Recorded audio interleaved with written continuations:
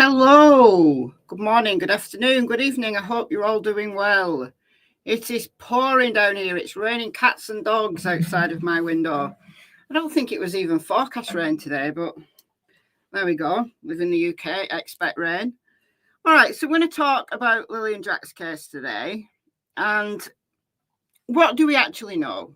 What do we actually know as a fact?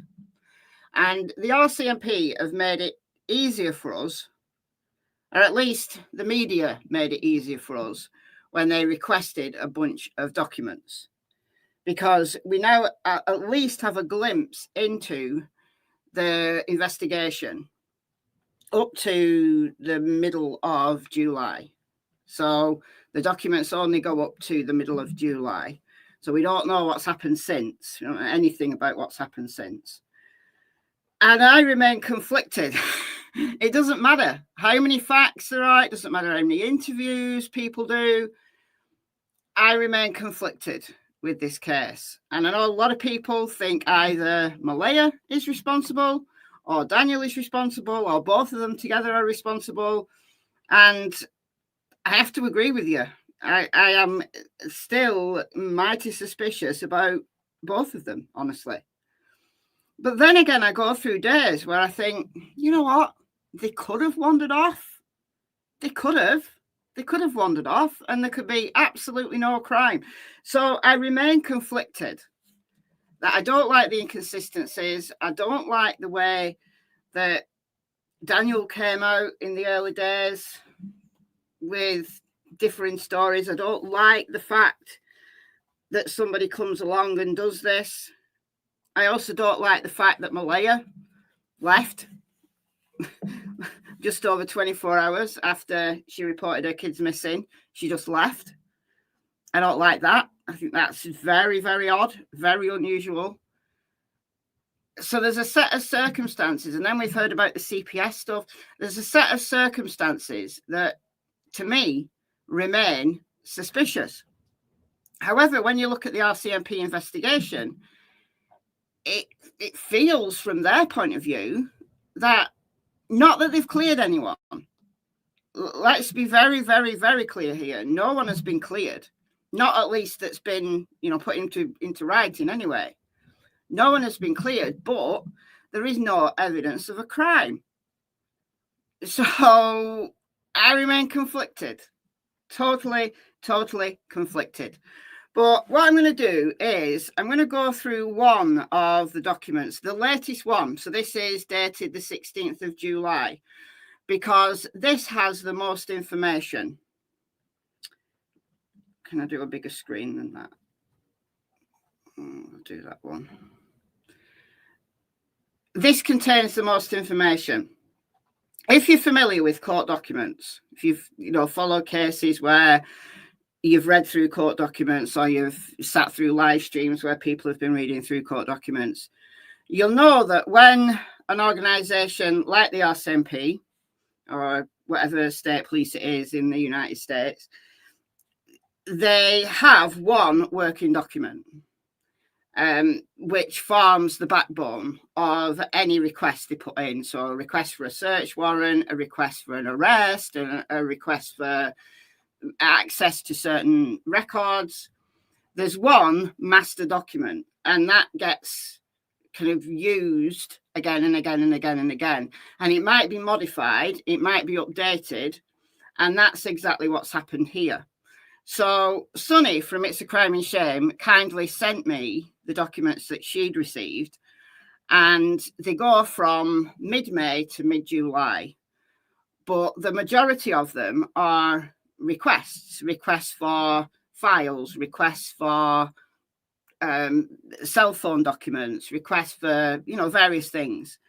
And there's one affidavit that goes along with it all. So a lot of those documents are repetitive because they contain the basic affidavit. But the latest one, the one dated the 16th of July, that contains as much as we know in that affidavit because it's continually being updated. So this is the most recent information. So this is what we know for sure, absolutely sure. Now I understand that there's been lots of interviews not with Malaya, she's only given one interview, but with Daniel, there's been lots of interviews. Janie's done interviews, Belinda has done interviews, and we know that they have released, certainly Belinda, the children's paternal grandmother, has released some text messages that she's had with Malaya.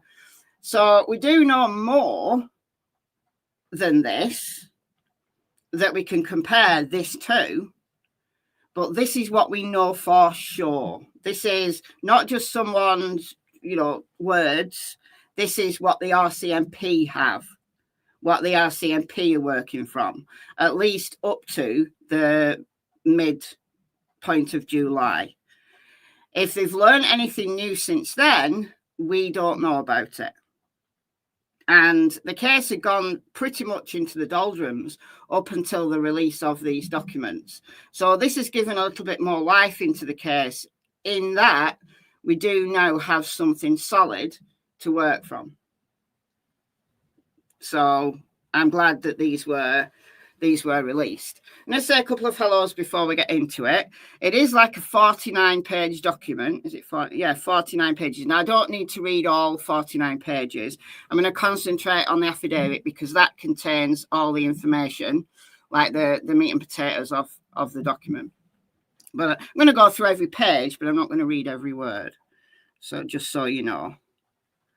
Now we got Angie Baby in the house. Good morning, good afternoon, good evening to you. We got Susan. We got Mimi, Jules, Drops the Sense. That's a good name. That's a good name. Hello, Debbie, Holly, Mel. What else we got? Lisa, Linda, Rambling Rome. You've missed my lives. Yeah, well, it was allergy season. So I was like coughing and spluttering every 5 minutes. So not good when you're doing live streams when you're like that. Hello, Rambling Rome. We got Mildred. We got Alice. We got Petunia. We got CW. We got Purple AJ. We got Dark Willow. We got Kelly, Kate, Little Bear, Jackie. Can I get to the bottom? I don't think I can. Jamie, Bayou Babe, Beth, Green. What's that say?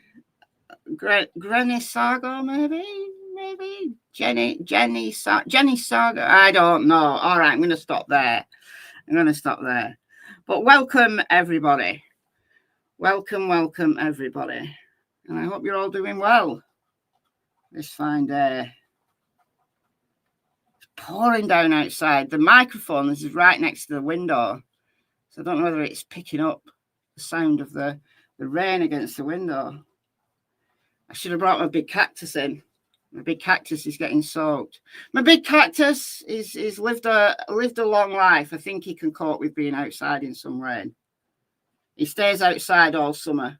He goes out in like April and he comes back in usually end of September for his winter shielding. I've also got a big yucca and a big dragon tree that live outside, and then they come in. You don't hear any rain, that's good. How am I doing? Yeah, my allergies are fine now. It's been and gone. It's twice a year. Once in the spring, and then kind of like mid-August-ish, it starts again. It's certain grass pollens. All right, so without further ado. So this is a record access request. What it's a request for, we don't actually know, because there's quite a lot of redactions. There's enough though. There's enough though for us to be able to get the gist of what's going on here. All right, so this is an application for copies of records to access copies of the records indicated below that contain information about the missing persons, Lilly Sullivan and Jack Sullivan. And these records pertain to video records, including CCTV footage of blank.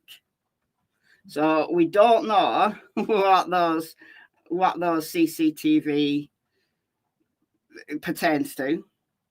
But I guess at this point, I guess it doesn't matter. All right, so this is the applicant, Charlene Jordan Curl, a member of the RCMP with the North East Nova Major Crimes Unit, applying for an order authorising a police officer to obtain access to or copies of the records indicated below in accordance with Section 6 of the Missing Persons Act, which requires the investigation being conducted by the RCMP North East Nova Major Crimes Unit into the whereabouts of Lilly and Jack Sullivan. Okay. And again, we don't know what the records are. All right, so this is the affidavit. So we're going to read this through. Again, there are some redactions. Some of these redactions are annoying because it gives us more information about the timeline, but there are things that they don't want to release. And that's the case with any case. Stuff that's operationally sensitive, stuff that maybe only, you know, if it turned out that this was a crime, only the person who committed the crime would know. Those kind of things they want to keep to themselves, and that's honestly fair enough. So, in support of my applications, this again written by Charlene Curl from the RCMP, I make oath and say the following. The RCMP is conducting an ongoing investigation into the whereabouts of missing persons Lilly Sullivan and Jack Sullivan, who were reported missing on May 2nd, 2025, 10:01 a.m. by their mother, Malaya Brooks Murray. Malaya reported Lilly and Jack left the house, and this will be a time, which is so annoying, because for me, as a timelines person, I need to know what time that Malaya and Daniel claim Lilly and Jack left the house, or what time they were last heard in the house, and it's drove me insane. Now, in text messages, Malaya said that she last heard them at 9:40. We know from the dispatch audio that said they were last seen at 8 o'clock. So there's a big gap, and I don't like that big gap, but we're not going to find out from these documents either, I'm afraid. So she believed they wandered away from home. On June 26, 2025, Constable John Donaldson was provided with a USB from somewhere, gave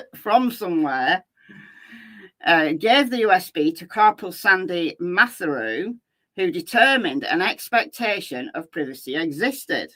And then more redaction. Copies of or access to records of or related to the missing persons may assist the RCMP in locating the missing persons. So it's interesting, this. What is this? I'm so curious. So curious. I have the following reasonable grounds to believe that records of the type or subject of this application may exist or may be in the possession or under the control of a person. Curious. So she gives a little bit of information about her training and experience, which is normal. Just to say she's an experienced person. She's asking this as part of her job, and so on and so forth.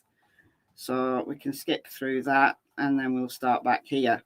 So on May 2nd, 2025, 6-year-old Lilly Sullivan and 4-year-old Jack Sullivan were reported missing from their house at 1407 Gerlock Road in Lansdowne, Nova Scotia. Lilly was last seen by her mother Malaya and stepfather Daniel that morning sometime. Again, we don't know what time, so sometime. So that's vague in itself. It's not at this time, it's sometime. What, sometime during the early morning, sometime when? We don't know. When she came into the bedroom. Now, one of the things that Daniel said early on was that he saw Lilly and he heard Jack in the kitchen while Malaya remained asleep. Malaya, however, turned that on its head and said she saw Lilly and heard Jack. But were they both in and out of sleep? Did they both see Lilly? Possibly. Who knows? We do have quite a lot of information from what Malaya said to the RCMP later on in this document, so we'll get there. Jack had not been seen since the night before, but Malaya and Daniel heard him playing in the house that morning during the same time frame. An extensive search involving ground search and rescue, air support and underwater searches were conducted between May 2nd and May 9th, 2025. So that was May 2nd to May 7th. which was like that big ground search where everybody, like there was loads of different organisations came, and then they did the press conference on May 7th and said, why do they redact the times? What's the big deal? Because it's operationally sensitive. Because if it turns out that Malia or Daniel did do something that they could prove, then what they said in terms of that time frame would be operationally relevant. So I'm guessing that's why they've redacted it. It's annoying, but I'm guessing that's why. So anyway, May 7th, they had that press conference and said they were toning down the search. But then they came back May 8th, May 9th and did water searches of Lansdowne Lake. There was 3 ponds that they did. There was 1 pond that they couldn't get into with the sonar. They went through the creeks that are nearby. So they did water searches for 2 days, didn't receive anything there. And then they did 2 weekends. So May 17th to May 19th, and then May 31st to June the 1st. So they did 2 weekends. And that's it. That's all. Now, June 19th, I'm not sure what that was. Was a June 19th been spotted in here? Whether that was following up on stuff, I don't know. But those 2, May 17th, May 19th, and May 31st to June 1st, they were the weekend searches. And then this is extra. All unsuccessful. Their whereabouts are still unknown. Investigation is continuing. So we've got a whole thing redacted here. So because of the nature of blank, a records access order is being sought to review the blank. So again, we don't know what that's about. I believe information provided in the blank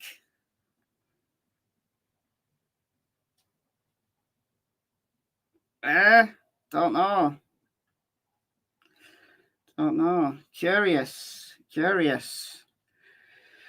CCTV footage of something. But it could assist with locating the children by identifying further investigational avenues for police to pursue. So we have to assume, like this is mid-July, we have to assume that they did get this and they reviewed it and it didn't lead to anything, because we're now in September. It's September the 7th right now. So, we're going on 2 months after this was written. It's nearly 2 months since this was last written, and we don't know what came of any of these access requests. We don't know. Am I calling, what? Are you calling Michelle a drama queen? I'm not a drama queen. All right, previous applications, and each of these previous applications has their own document.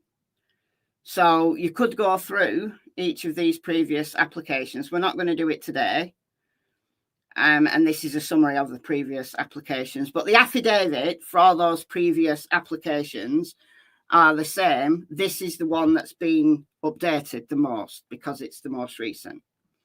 So there's been 5 previous applications under the Missing Persons Act with 10 orders granted in total. So each of those has their own report. May 16th, I presented an application for a records access order for the cell phone records of Malay Buxbury and Daniel Martel. That authorisation was granted by Justice of the Peace Bruce McLachlan and the Justice of the Peace Centre in Dartmouth, Nova Scotia. The order has been executed and the results have been received and reviewed. So something we don't know is what the results were of all of these things. But given this was May 16th, when Lilly and Jack had only been missing 2 weeks at this point, and that we're now in September, we have to assume that there was nothing of note, nothing that led the cops towards a criminal result in any way in those records. We have to assume that, given the time that's gone by. May 17th, presented an application for school bus surveillance in the area of Gairloch Road. The authorisation was granted, blah, blah, blah. So the school bus surveillance would be useful because even though Lilly and Jack were reported not going to be in school by Malaya, the bus would still do its rounds. The bus would still most probably pass by. And if Lilly and Jack were out and about, in the, walking along a road, maybe, possibly, the bus surveillance would pick it up. I assume that the bus has a dash cam, possibly. So you've got the surveillance on the bus, and then you've got surveillance that potentially will see the road.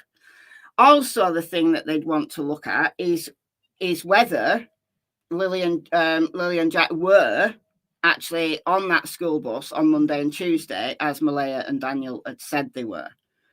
And they were. They were on the bus Monday, Tuesday, and then school was out on the Wednesday, and then they were called in sick Thursday and Friday. May 23rd, I presented an application for public access orders. We don't know what this is for. The authorizations were granted. Orders have been executed. The results have been received and reviewed. So that point C, we don't know. We don't know what that pertains to. May 28th, presented an application for video surveillance for the Cobequid pass. So I think this is a pass that goes into New Brunswick, I think. The authorization was granted. The order has been executed and reviewed. So again, because this is back in May, we assume that there was nothing of relevance on that. June 25th, presenting an application for banking records from Malaya and Daniel. That was granted. And we do know that that was useful to the investigation, actually. That was useful because they used Malaya's bank records to find the exact boots that Lilly was wearing, or at least that Malaya reported Lilly was wearing. And she bought those boots back in March, and they found out the size of those boots from that banking stuff. So that was useful. July 4th, application for the Text Plus account for Malaya. So when she was living at Gerlach Road, she was using Text Plus so that she could text via Wi-Fi because the phone signal was so bad. So they wanted those as well. Okay. All right. So sources of information. I relied upon the following computer system for information relevant to this investigation. So the police reporting occurrence system, an RCMP computer. Good stuff.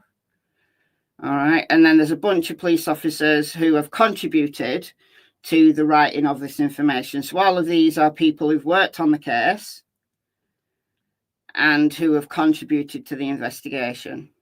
So the affidavit that's all put together here, this application, including the affidavit, was written by Charlene Curl, but she's acknowledging all of these people contributed to the writing and the investigation to this point. So we've got Daniel Ronigan, Carla Mason, Dave Gagnon, Timothy Mugford, Jordan McIntyre.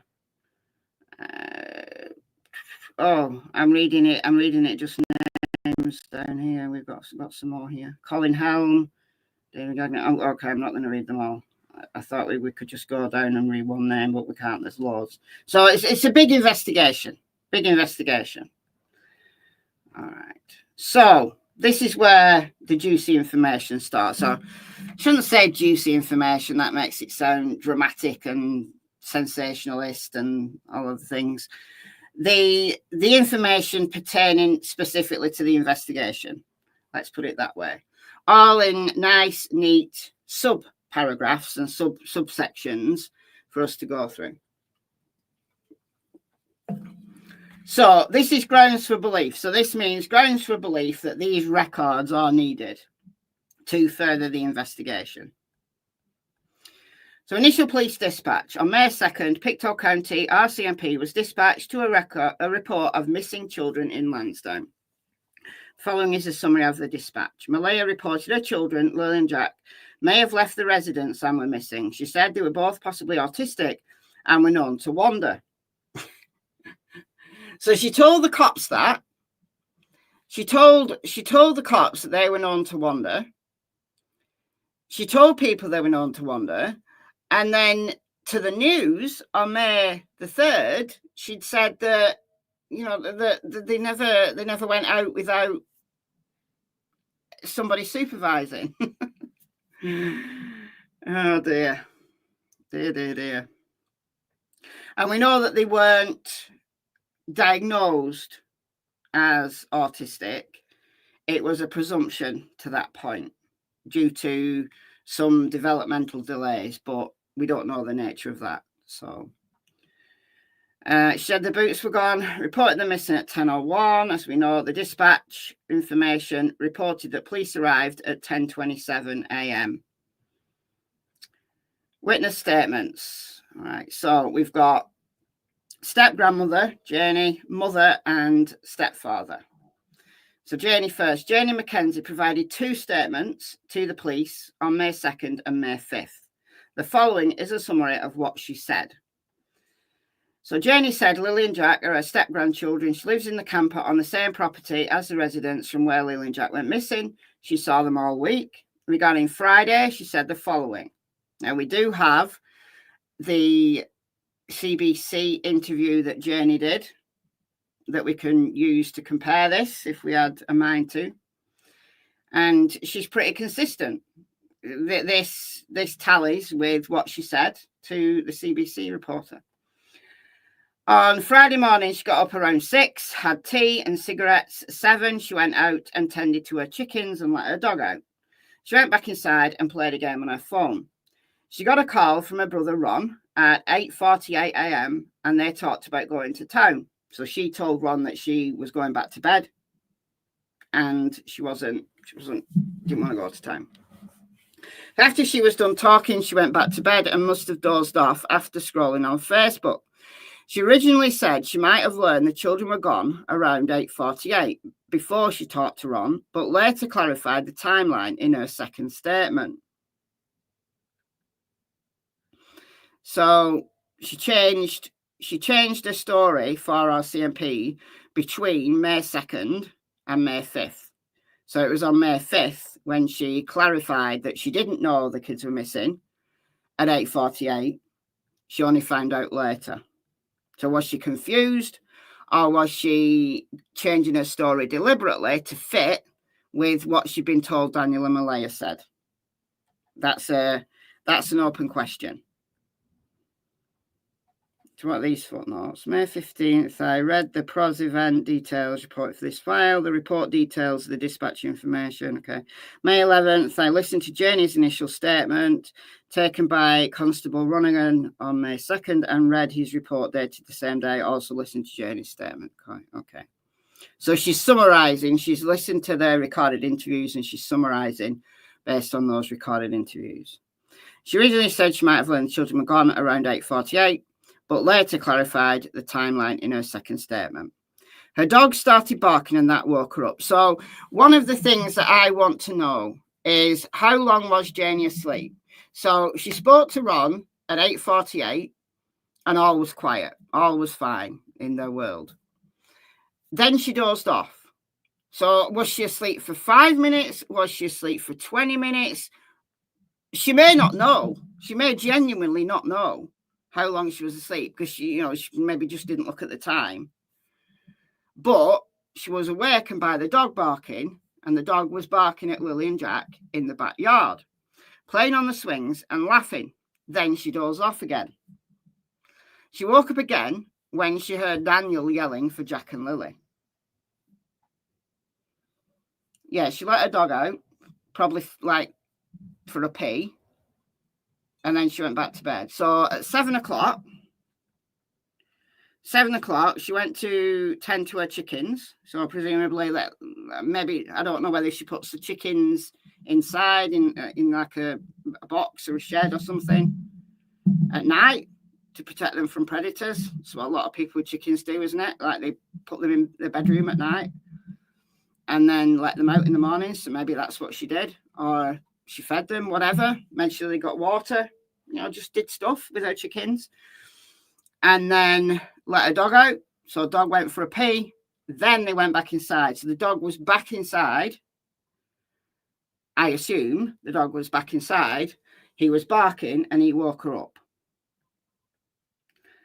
So she dozed back off, though, after the dog was barking and she heard Lilly and Jack in the backyard. She dozed back off, woke up again when she heard Daniel yelling for Jack and Lilly. She didn't think anything of it because Jack liked to look for bugs and gets into things when he's doing that. So she thought Daniel might have been yelling at Jack for that reason. Okay. Well, what was the reason for him yelling for Lilly then? I don't know. When she came outside after waking up again, she saw Malaya standing at the rock pile holding Meadow. Malaya said Jack and Lilly were missing for about blank. Now, we've heard from both Daniel and Malaya 20 minutes. We've heard 20 minutes, which would fit with Malaya telling people that she last heard them at 9:40 and then reports them missing at 10:01. But I just don't believe the 20 minutes. I do not believe the 20 minutes. I just don't. I'm sorry. I just don't believe the 20 minutes. She called 911. Janie got her coat and boots and walked around looking for them. Daniel was searching for them. Her brother called again around 10:19 after all of this happened. Malaya called her mother, who came to the house.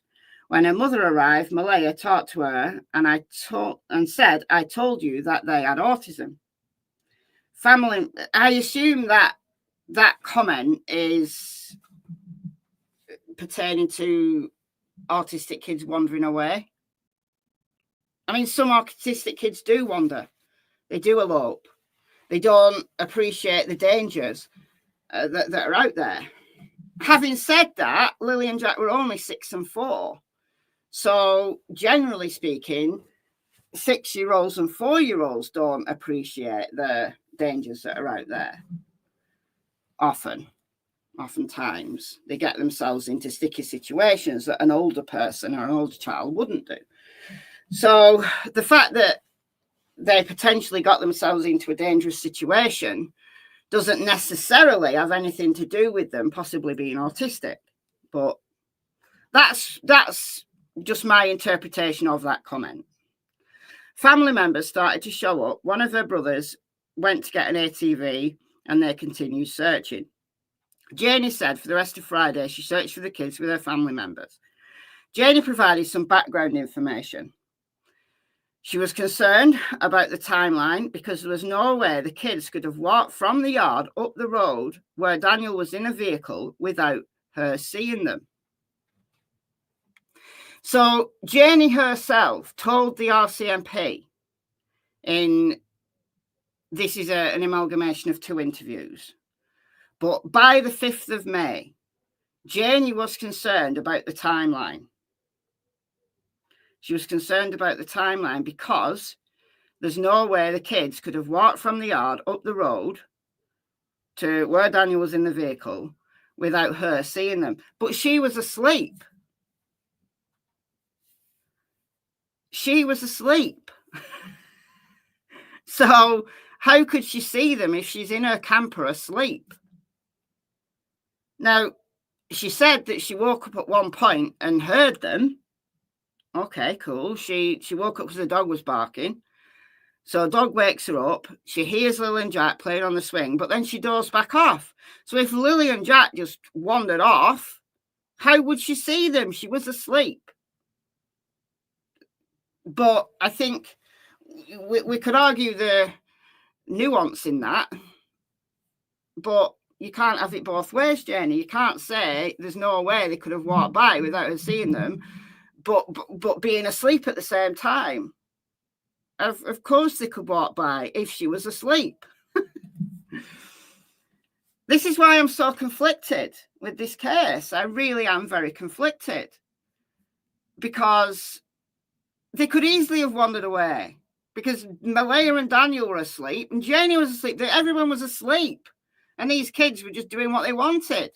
So they could easily have wandered away without anyone seeing them. But then we got it's the statements that they're making that confuse me. Dear me. Janie said, when the kids were in the yard, she usually watched them the most. And that goes with what Malaya said in text messages. Malaya said that when Lily and Jack go out, Janie normally rings her to tell her that the kids are outside. And then Malaya goes and gets them in. So Malaya, if what everyone's saying is true, Malaya was relying on Janie to be the eyes and the ears on the property. Because, I don't know, Malaya just wanted to be asleep. Malaya's lying in there, her kids are running wild in the yard, and Janie is expected to watch them and ring her when she sees them outside. Why don't you just put a lock on your door so they can't go out? It infuriates me. It's so simple to put a lock on your door, or at least something where if you know your kids are 6-year-old and a 4-year-old, you know they've not got much sense of danger, you know they're going to talk to anybody, so that's also something she said, and they wander about. So why not make sure they can't get outside and put a lock on your door? If you want to sleep all morning, that's up to you, but at least make sure your kids can't get outside. But no, Daniel and Malaya are there snoozing, relying on Janie to tell them when the kids are outside. But this particular morning, Janie went back to sleep. So everybody's asleep. Dear me. She said the kids were in school Monday and Tuesday. School bus picked them up right outside the house. Wednesday, it was an in-service day, and they were at home, but they went to their grandmother's house to do laundry and didn't get home until 10 p.m. Thursday, they didn't go to school, but they were in the yard playing through the day, and she gave them snacks. So they weren't really ill, were they? I think the reason why they didn't send Lily and Jack to school on the Thursday and Friday is because Lily got a black eye. Daniel has said in text messages that Lily got a black eye on the Wednesday when she was playing at Patty's house. And they won't want any more scrutiny from the CPS because the CPS have already been concerned about Jack having black eyes. So they're not going to want to send Lily to school with a black eye because that's even more scrutiny. And no doubt the CPS would have been called again. I think that's why. No, that's just me. But it's clear they weren't that ill because they were out playing in the yard and they went out shopping later that day. So we know that they weren't really ill. Janie said Malaya and Daniel were having financial difficulties. So personal information blocking out there. We do know that they were. Daniel was only working 1 day a week. So there were financial difficulties. Janie said Jack would not go for a walk on his own.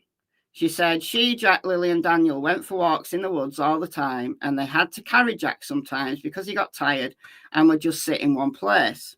So this is another reason why Janie is doubting them going off into the woods or wandering away too far because Jack didn't want to walk too far.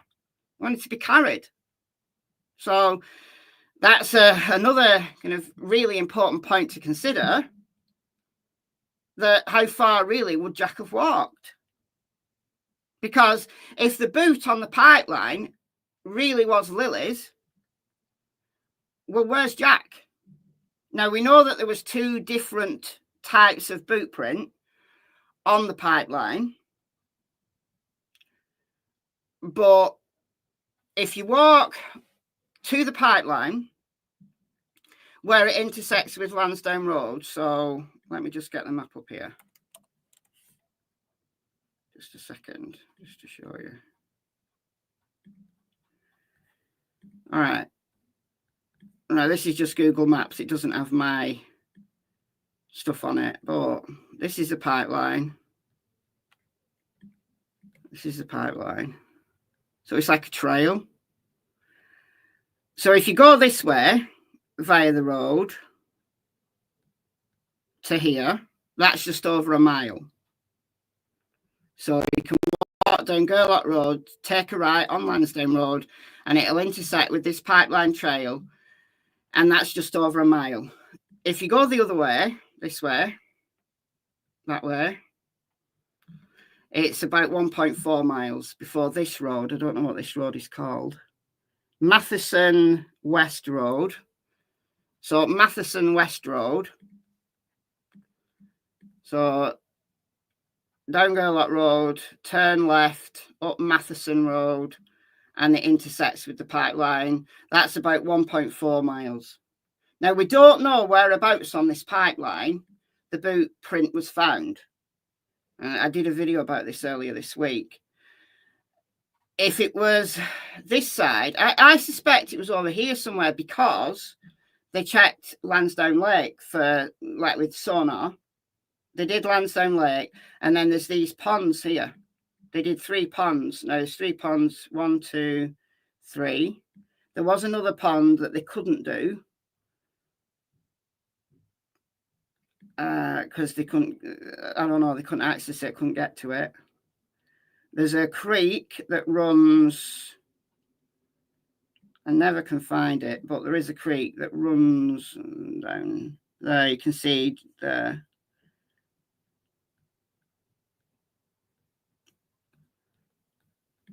What does that say? Middle River. Oh, it's a river. It's a river. I thought it was a creek. It's a river. It's got an upgrade.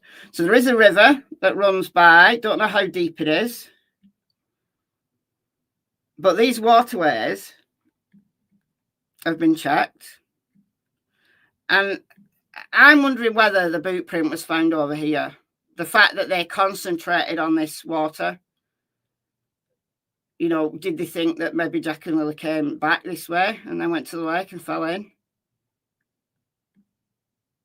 So anyway, if you walk through the woods, which you can do, there are trails walking through the woods, that's just under a mile to go from there, like the trailway, to the pipeline. It's just under a mile. Just to give you some context. Okay. So would Jack, and a 4-year-old could walk a mile. Absolutely. Of course they could.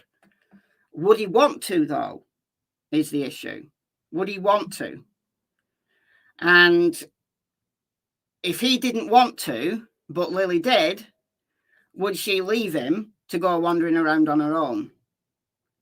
And if she did leave him to go wandering around on their own, then you've got 2 children out there in 2 separate places. Why have neither of them been found? Because if they split up, you've got 2 chances to find them, haven't you?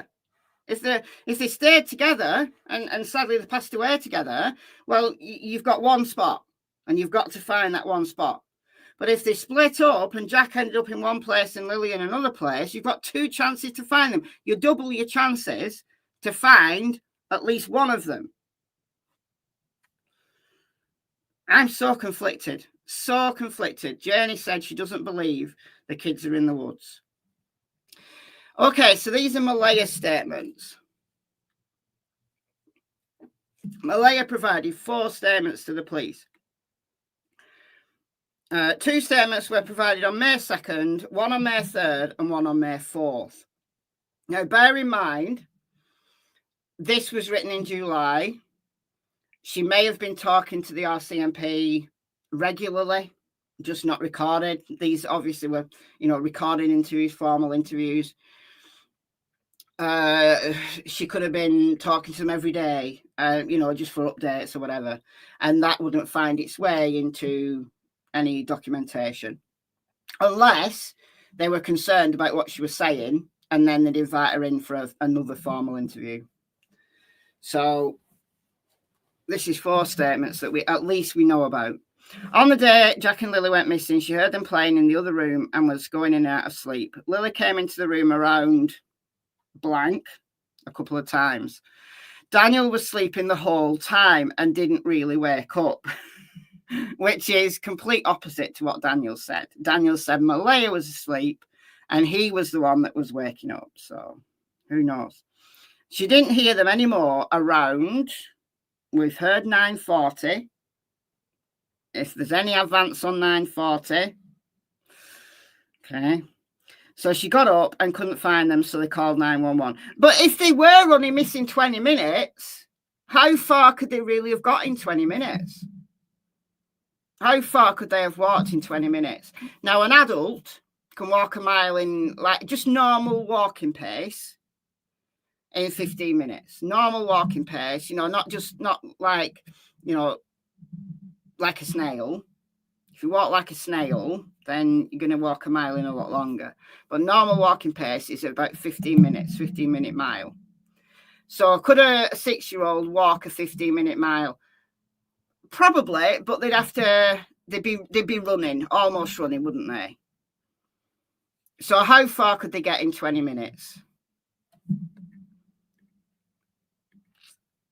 I don't think they could have got to the pipeline in 20 minutes. Whichever way they went, I don't think they could have got there in 20 minutes. However, if Daniel went one way and the kids went the other way, let's say the kids went this way, but Daniel went this way looking for them, and Janie was in the woods looking for them, then they'll have missed them. I don't know. I don't know. In this case, I just don't feel that they're in the woods, but I go through stages where I think they could well be in the woods. And they could be. They could be.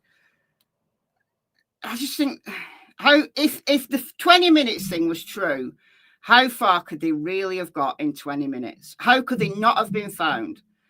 Now, we know time and time again that people go missing and they die, and there's been searches for them and they've been missed. It happens a lot. It happens so often. It's insane how often it happens. So they could be really close by and just been missed, which is why I think I want them to do more searches. I want them to go back and cover the whole ground again. But are they gonna? I don't know. Don't know whether they have the resources to do that. You know, they just kind of hope that someone will come across them at some point, which is heartbreaking, absolutely heartbreaking. But then I go through times when I think, there's no way they're there. Because just the stories are too inconsistent. I just don't know. I've been conflicted since day one, and I'm still conflicted. I still am. Okay. So the police came by and got statements. Everyone was frantically searching for them. Malaya did not think this would take days. Malaya discussed what happened earlier the week. Kids went to school Monday, Tuesday, but Wednesday was a professional development day, so they were off. She kept them home on Thursday and Friday. Malaya said she doesn't remember what they did on Wednesday. Specifically, she gave them a detailed description of what happened on Thursday. So I don't know why she couldn't remember what happened on Wednesday, but she could remember what happened on Thursday. I don't know. So Malaya kept Lily and Jack home on Thursday morning because they had a cough. Don't know whether she mentioned the black eye that Lily had. I somehow suspect that she didn't, if indeed it's true that Lily did have a black eye. Now, Daniel said that Lily got a black eye on the Wednesday. Is Malaya saying she can't remember what happened on the Wednesday because she doesn't want to talk about Wednesday in case she lets slip that Lily got a black eye? I don't know. She contacted the school through the app at 6:18. The kids got up and came into the bedroom. Malaya was already up and in bed with... Meadow was already up and in bed with Malaya. They got up and headed out to get the kids breakfast. This is Thursday. They wanted the TV on and they wanted to play with their toys. Everyone woke up around 9. Malaya said she tidied the house throughout the day and looked after the kids. She said she also scrolled her phone at one point because she was overstimulated. Okay. I don't know what that means. She wants to calm down, anxious. I don't know what that means. She had blank. Now, we do know that she had a doctor's appointment. She had like a blood test on that day. So I think that's what that pertains to. In New Glasgow in the afternoon on Thursday. And she and Daniel went with all the kids. So Lilly, Jack and Meadow. They drove a 2017 white Nissan Pathfinder. They went to the big stop for gas, and she thought they might have gotten the kids bagels at Tim Hortons. Daniel stayed in the car with the kids when she got her doctor's appointment. Then they went to a Starbucks drive-through going home. Okay. In the evening, she was going to do some cleaning, but she was too tired. The kids were watching a show on TV. She put Lily and Jack to bed first, then Meadow, and then went to bed herself. Malia said they were late getting to bed that night and went to bed around 9. They usually go to bed around 7. Lily was wearing a pink sweater and pink pajamas with white shapes and a Barbie top with pink socks. Her hair was shoulder length and her backpack was beside her. Now, a lot of people think this backpack's like really strange. I don't think there's anything strange about this backpack. You know, kids pick on certain items, of theirs that they really like, and it's like a comfort thing or it's a play thing. And I'll keep going back to Dora the Explorer. If Lily likes Dora the Explorer, you got Dora and she's got this backpack, and when she goes exploring, she puts her backpack, and the backpack talks. So if Lily's a Dora the Explorer fan, then the backpack is important in Lily's world. So I don't think there's anything unusual about this backpack, honestly.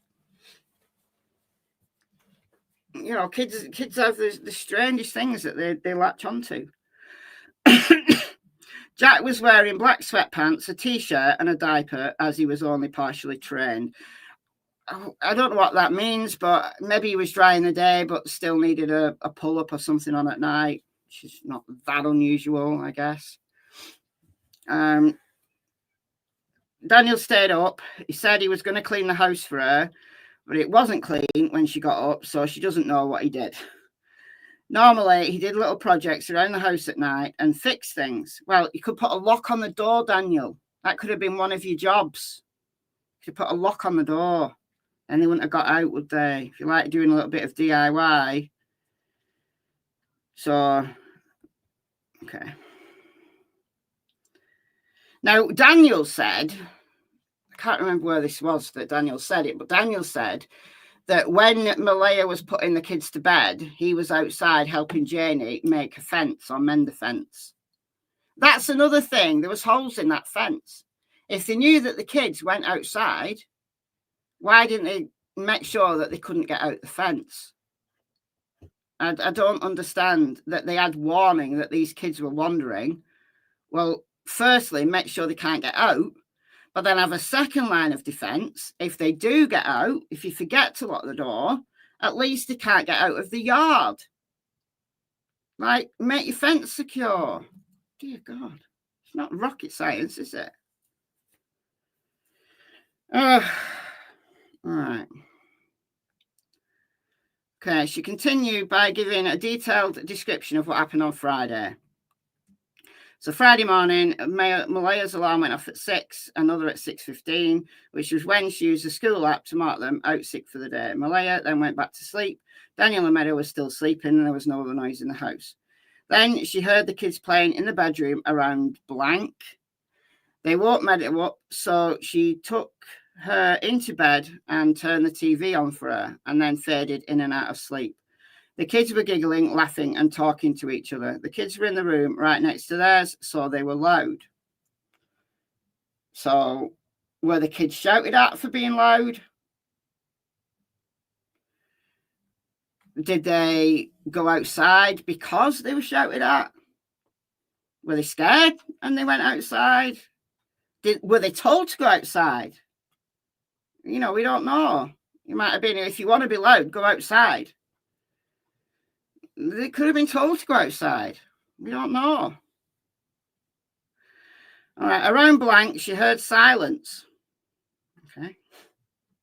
And told Daniel she didn't hear the kids. They got up together and checked the living room and outside and started yelling for them. When they didn't hear any answers, she called 911. She had to turn off Wi-Fi to get the bars of cell service and call from one spot in the house where there's good service. Sounds like my house. You had to go to certain places to get service in my house. Daniel walked around yelling for them to see if he could get a reply, and eventually took her Pathfinder to go and look in the woods. Janie was also out looking for them. She had the baby, so she could not go look.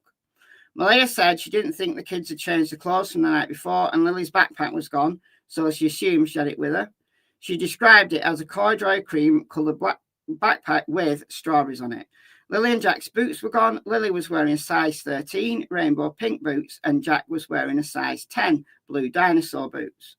Regarding the normal routine, she said the following. She clarified on a regular morning when the kids went to school, she was up at 6:15. She gets the kids ready, fed, and their teeth brushed, and then they're out of the door for the bus at 7:28 a.m. The bus stops by their driveway. She also clarified their sleeping arrangements. Hey, Kimberly, thank you for gifting 5 memberships. Thank you so much. We got Teresa, Susan, Betty, Neurovi, and another Teresa. Go and check out the members area if you've never been a member before. Got a whole bunch of stuff in there. And thank you so much, Kimberly, for gifting 5 memberships. Very kind of you. Okay. So they share a room, but they divided it in 2 because they would be up all hours of the night when it was open concept. So Blank are Daniel's children. They don't normally live with them. They stay with their mom. They were not there at all the week Lily and Jack went missing. So that's all blanked out. Regarding the children in general, Malaya said the following. Lily and Jack did not have a relationship with their biological father. He had not seen them since October 2021 when Malaya left him because blank, and he didn't pay any child support. And then that's all personal information. So they've been together for 3 years. That's all personal information. So Daniel worked every Monday at the sawmill. They were having a hard time getting wood, so he only worked 1 day a week. She said when he was not working, Daniel would help his mother with building the fence and bringing in wood because they use wood heat. She said he was an involved parent and would help her, especially when she was overwhelmed. He was not aggressive with the kids, but had a voice they listened to. There was never any physical discipline.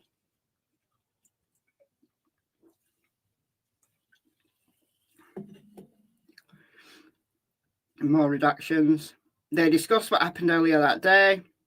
Malaya said she went to the police command post to see what was happening firsthand. Also redacted. She said there was currently a lot of conflict between her and Daniel's side of the family. She provided the following. Daniel's family wanted her to bring the baby and stay with them, but she thought the correct decision was to stay with her mother. So this is obviously from May the 3rd. Daniel pulled her aside and tried to convince her to stay, but she told him she was going with her mother. She didn't know of any conflicts in their family lives that would cause the children to be missing. Malaya said she had not spoken with Daniel since May the 3rd. She said she blocked him and had not opened his Snapchat messages. This is what concerns me. This concerns me a lot. That, okay, I can understand that Malaya might want to take Meadow out of that environment. You know, there's searches around, there's everyone being upset. Not a place for a baby. So I could understand why she would want Meadow out of the picture temporarily. And I could also understand that if she's really attached to Meadow, that she'd want to go with Meadow. I can understand that as well. But what I don't understand is why she's cut all ties with Daniel. Why did she do that? That's the thing that concerns me. That she's just never been back and she's cut all ties. She's just washed her hands of the whole thing. That is so strange. So strange. Malaya provided a 5th statement to Constable McIntyre on May 9th. Malaya again recounted what happened on Thursday night before the kids went missing. She said she put Jack and Lily to bed and then went to bed with Meadow. She continued to happen Friday morning, which was the same account she provided in her previous statements. So they get you to go over and over and over and over. They're waiting for inconsistencies. They're looking for anything that they can pick up on that's different, then they can explore it further. In addition to what she was already said, she provided the following new information. She said that when Daniel was looking for the kids, he opened the front door. They put a wrench on top of the door the night before and it didn't fall down. So Daniel said they must have gone out the back sliding door. The door was shut, but the kids would normally leave it open if they went outside because it was so heavy. There are times when they would close it. Okay. Right, put a lock on your door. Oh, dear God. Malia said Lily and Jack didn't normally wander on their own. But she did say they wandered. She said they wandered.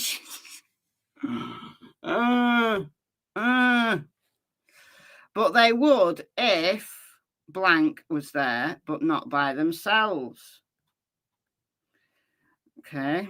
Malaya said she had a conversation with Janie in the yard and told her the kids were missing. Janie got ready and went to look for them. She told Malaya she heard them outside playing and Daniel yelling. Malaya said she doesn't think that she opened her phone or sent any messages around that time. She did call her mother and her grandmother after she called the police. She said she used Text Plus because it allowed Wi-Fi calling. She since deleted the app because she doesn't need it anymore. She didn't use Text Plus to call 911 because it doesn't let you. Malaya said during the day, Daniel had erratic behaviour towards the police officers. He was very standoffish and Daniel thought they weren't doing enough. Interesting. Malaya said she was up late on Friday night. She put Meadow to bed and then stayed up. Daniel came in and just went to sleep. She thought he was tired from searching all day.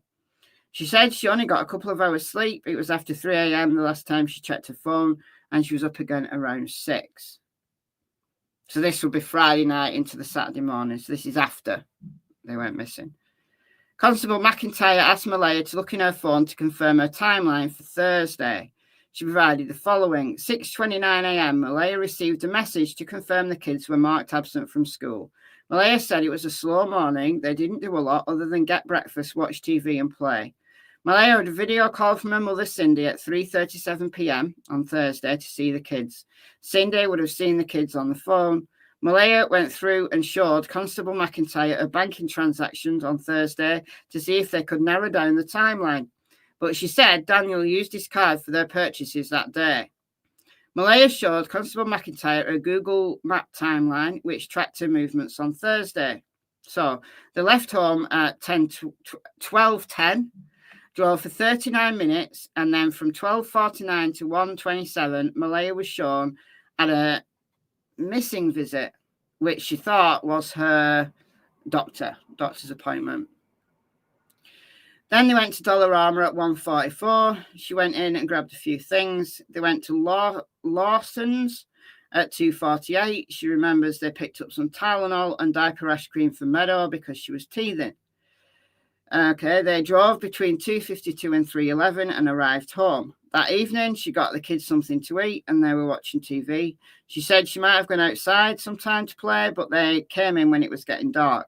She got their teeth brushed and they wore their clothes to bed because all the clothes were still in bags from when she washed them at her grandmother's house and she hadn't gotten around to putting them away. So they'd gone to do the washing at grandma's, I think, Wednesday. So she's still not bothered putting them away. Lily and Jack were hyper and excited, but she got them tucked into bed at around 10. So she said 9 previously. But what's an hour? What's an hour? What's an hour? Jack had his blanket and his dinosaur, and she shut the door and blank. And then Lily went to bed with her backpack. Malaya and Meadow went to bed. Once Meadow was asleep, she put her in her crib and went to sleep herself. Malaya and Constable McIntyre looked at the Google Map timeline for Wednesday. So we're going back another day here. So this is the day when Daniel said Lily got a black eye at Patty's house. No, they've not been cleared.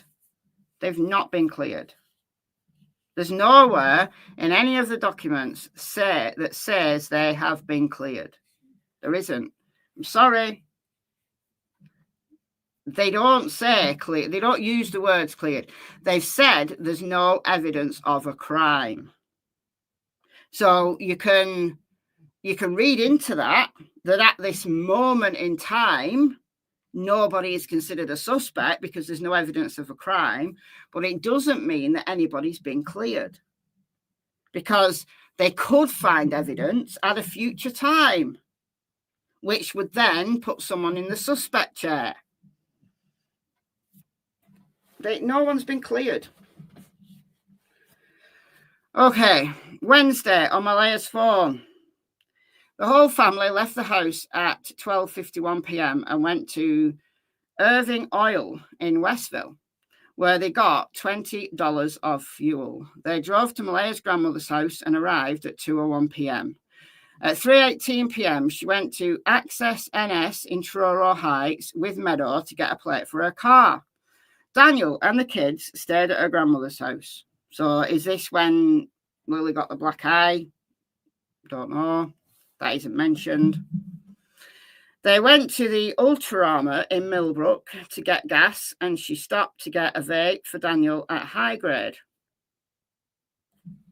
How much gas do they need? So she got gas there. She got more gas. Okay. A lot of gas going around, doing a lot of driving. 7:54 p.m., they went to Walmart and picked up groceries. The whole family went together. They stopped at Blank in Truro. It's interesting that that's blocked out. And then nothing else is.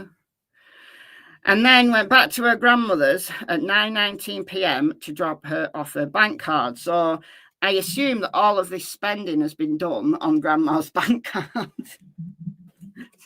She's got a very generous grandma. But they were having financial difficulties, so maybe grandma's feeling sorry for them, helping them out. Nothing wrong with that, I suppose. Grandma's happy with it, then who am I to complain? At 10:19 p.m, they arrived home for the night. So much for Lily and Jack going to bed at 7. They absolutely didn't go to bed at 7. They went to bed at 20 past 10. Well, that's when they arrived home. That's Wednesday night. And then they went to bed at 10 on Thursday night. So they weren't going to bed at 7, were they?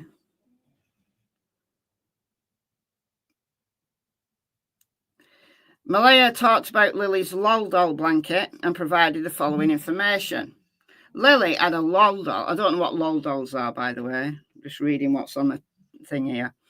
And she sometimes dragged around with her. It was her blanket she used for sleeping before she got an actual bed set. She didn't want it anymore, so Daniel used it to stop the draft from the door that wasn't properly installed. Malaya took the blanket from the door because the weather was getting nicer about a week before, and she threw it in the garbage. There was already a piece missing from it when she did that because Daniel ripped it off when he put it up. Malaya provided more background information on their living situation, and much of this is redacted. So they moved to the trailer. All right, lots of redactions there. So Daniel's father owned over 100 acres of land out near Barney's River, which is a wooded lot. So that's Earl Martell. Daniel provided, right, so we're on to Daniel now. Daniel provided 2 statements on May 2nd and May 4th. So this is a summary of what he said. So again, listen to the statements, and then this is just a summary. Daniel said Malaya took the baby, Meadow, and left with her family. She blocked him on social media, and he couldn't get in contact with her. So this must have been the May 4th interview, because on May 2nd she hadn't left yet. Okay. Daniel said he rarely used or checked his phone, but has done so more in the last 3 days since the kids were missing. When asked about Friday morning, Daniel said the following. Daniel said he was in the bedroom with Malaya and Meadow, who were in bed with him. Lily came in a couple of times, but he did not check his phone to see the time. The television was on and it was daylight outside. Lily didn't say anything. She would just open the door and look and then leave again. So Daniel is now saying he was awake. So Daniel's saying he's awake. Malaya's saying she was awake. So I don't know, maybe they were awake at different times. I'm just trying to be fair to everybody here and say maybe it could be true. There is a way it could be true that they're both in and out of sleep and When one wakes up, the other's asleep, and then the other wakes up and they're asleep. So it is possible for them both to be telling the truth, I guess. I guess it is. Look. Okay. Dear me. So she did that 2 or 3 times. They used to remind her not to rush into the room because they wanted to make sure Meadow got a good sleep. No, they wanted a good sleep. They wanted a good sleep. Let's be honest here. They wanted a good sleep. They wanted Meadow to stay asleep because they wanted to stay asleep. Sometimes the kids would wake her up. Daniel said he got up when he didn't hear the kids. He thought it was only a few minutes since Lily last poked her head in the door. Okay. Well, you can fall asleep for 2 hours and think that it was a minute. So I don't read too much into that, honestly. He went out and saw the back sliding door was closed. The kids didn't usually close it when they went outside, and the boots were gone. He ran around the house looking for them, but they were not there. Malaya got up when he got up as well and was looking for the kids. Daniel ran outside, but they were not in the yard and he couldn't see them. He got in the car and drove around, then ran around the woods looking for them. You remember that story? He's running through rivers and he's up to his waist and he could have died. And there was a whole thing. There's a whole thing the way he described it. He searched for hours. He said he didn't look at the time and didn't take his phone. Regarding Thursday, the kids didn't go to school because Malaya thought Lily was sick. They all left home around lunchtime, got gas at the Circle K in Alma, then went through to Tim Hortons drive-through for food. Daniel said he thought the kids were sleeping. He drove to Truro, went to Malaya's grandmother's house to do laundry, and spent most of all day there. I thought that was Wednesday. I thought the laundry was Wednesday. Okay. They went shopping at Walmart and got food. They left her grandmother's around 9:30 and got home around 10:30 and then put the kids to bed. Daniel said he thought Malaya put them to bed. He didn't know what they were wearing because they were underneath the covers when he checked on them. Okay, so he said in messages that he was outside helping his mother make a fence or repair a fence when Malaya was putting the kids to bed. So that's what he said. He's not told the cops that, but is it relevant? No, I don't know. Now, this doesn't map onto Malaya's version of events. This does not map with Malaya's version of events. If we scroll back up,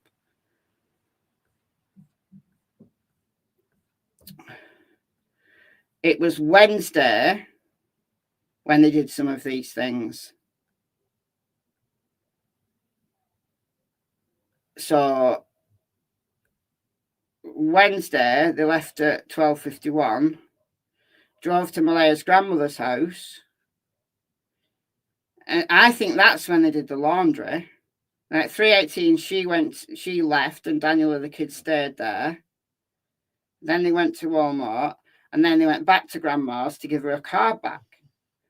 Thursday was the time when they went to the doctor's appointment, Dollarama, and then they were back at home at 3:11. So they were out like nearly all day on Wednesday, but they were only out like a couple of hours on Thursday. So I'm going to be kind to Daniel here and say maybe he just got his days mixed up. But this is not consistent with what Malaya said. So they left their grandmother's house around 9:30. That was Wednesday. He's got his days mixed up.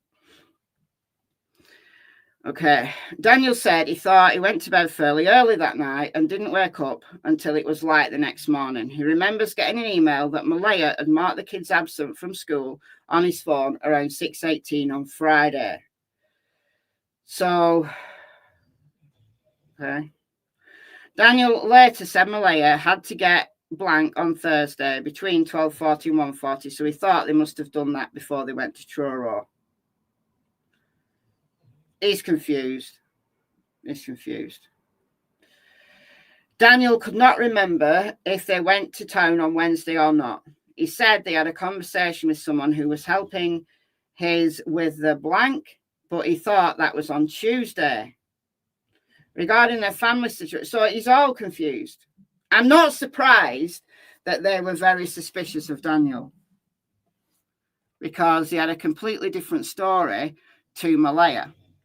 But Malaya could back what she set up with the Google Maps. They were using Malaya's phone's Google Maps to put a timeline together. Now, whether they did that with Daniel, maybe at a later date, we don't know. But it seems to me that they were very careful with Malaya and were, getting her to make this timeline as tight as possible, like Wednesday, Thursday, and then Friday, as tight as possible. But with Daniel, it seems that they're just going to let him talk, which I find interesting. I do find that interesting.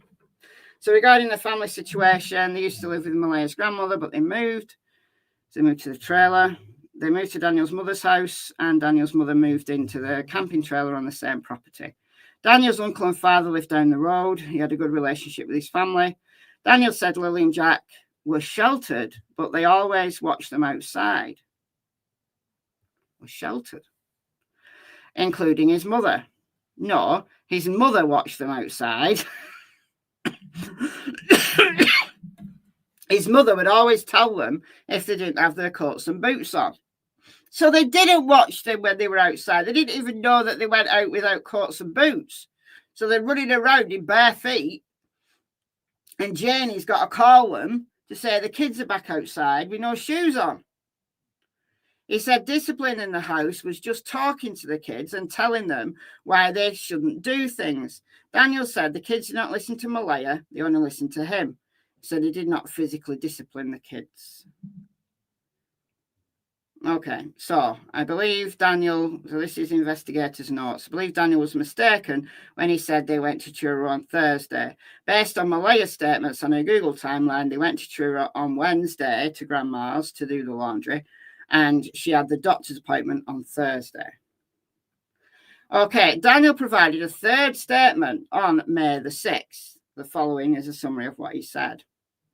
Daniel said when the kids went missing, Malaya's mother showed up extremely quickly, even though she was over an hour away. Oh, suspicious of Malaya's mother. So this is the beginnings of the story that Malaya has engineered this disappearance, or Malaya's family have engineered this disappearance. This is where this story starts to formulate in Daniel's mind. He wasn't sure when Malaya called the mother and said it might have been a good idea to check her phone to see the time. The hex, what are you saying? You need to check your mods. I got banned for asking a question. I didn't even get a chance to hear you reply. Mods, don't ban me. I'm going to email Michelle. Okay. What's your question, Hex? Just ask your question again. I'm reading, so I'm not looking at the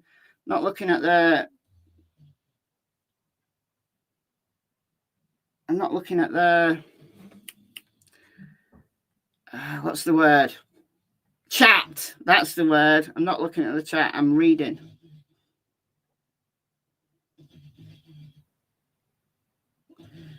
Oh, you ask if I'm a sensationalist. I'm actually not surprised that a mod banned you then. Well, obviously a mod didn't ban you. A mod put you in timeout. No, I'm not a sensationalist, is the answer. But I'm not surprised the mod blocked you. Gave you a timeout for asking that kind of thing. Because if you look at my videos and you know my channel, you know that I'm not a sensationalist. So there you go. You don't need to bother emailing me. Not that I read my emails. Right, I emailed Sonny from It's a Crime and Shame to get these documents, and I've not been in my emails for so long. I had 3,000 unread emails.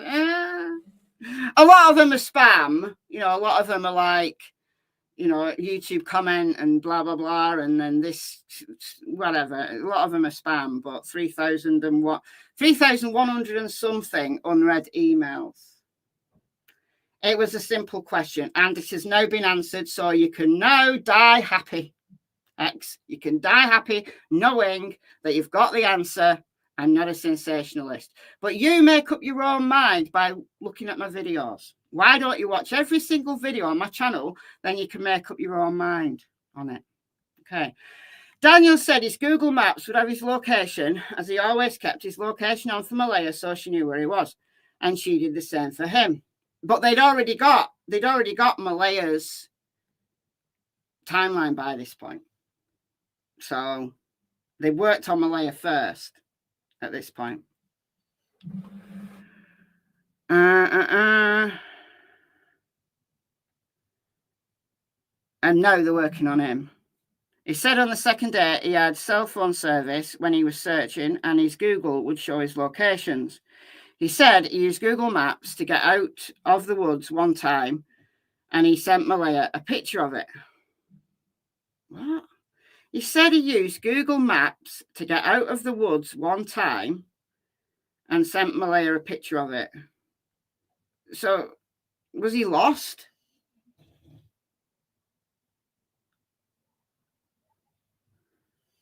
Was he lost? I don't know. Daniel talked about the areas he searched on the first and second day. He said he went into town and got his friends, Adam and Chance, and they helped him search on the second day. Daniel said he thought Lilly and Jack would only come to him because they were attached to him. Daniel said they never listened to Malaya, only him. Daniel said he was trying to be completely truthful and tell police everything, but it's hard to remember everything exactly as it happened. And I'm sure the police understand that. You know, they get things confused, get things mixed up. Daniel said he's having a hard time because his whole family is gone. When asked in detail about Friday morning, Daniel reiterated what he said in his earlier statements and provided the further details. When Lilly was sticking her head in the room, he could hear Jack in the kitchen in the background. He did not see him, but he was usually loud and clumsy, so it was easy to hear him, bless him. It's like Tilly, she's loud and clumsy. They also... They like to eat and snack all the time and sometimes stash away food. Daniel said when he went out to look for the kids in the house and realised they weren't there, he went back into his bedroom to get dressed before going outside to look for them. Daniel confirmed the kids could not go out the front door because he had jammed a wrench on a bolt in there to make sure the door didn't open. He said he does that most nights because there's a bear that used to hang around outside. Why don't you do that to your back door as well? And then your kids can't get outside. Well, right. He's doing this to the front door, so a bear can't get in. Well, what if your bear went round the back and got in that way? Like, can a bear only open the front door and not open the back door?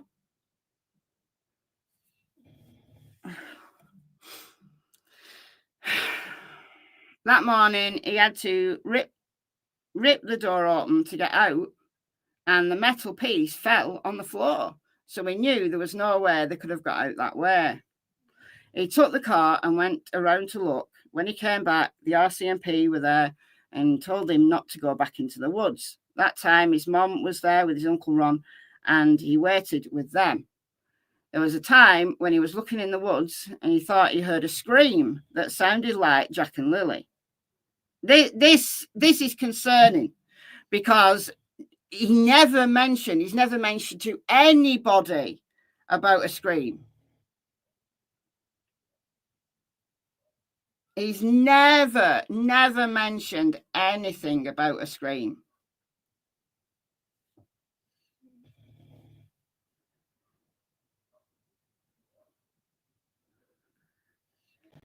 Never.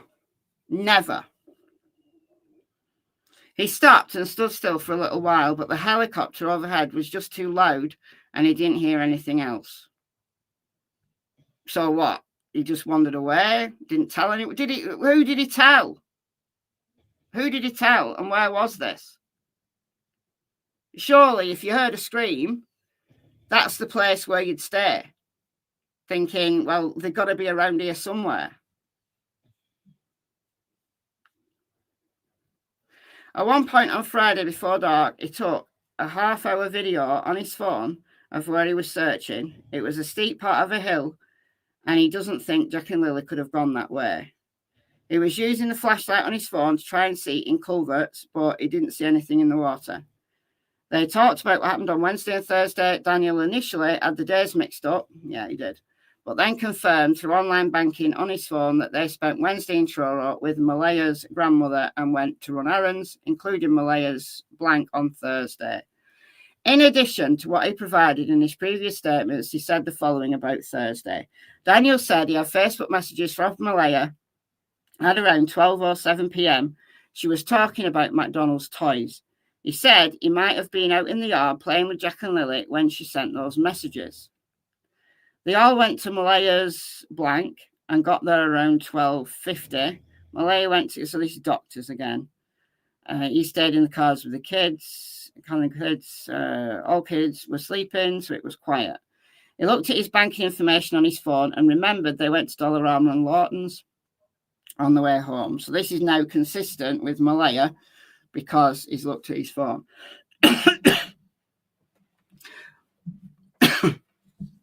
Daniel said Malaya would have talked to her mother later in the day because her mother called 2 or 3 times every day.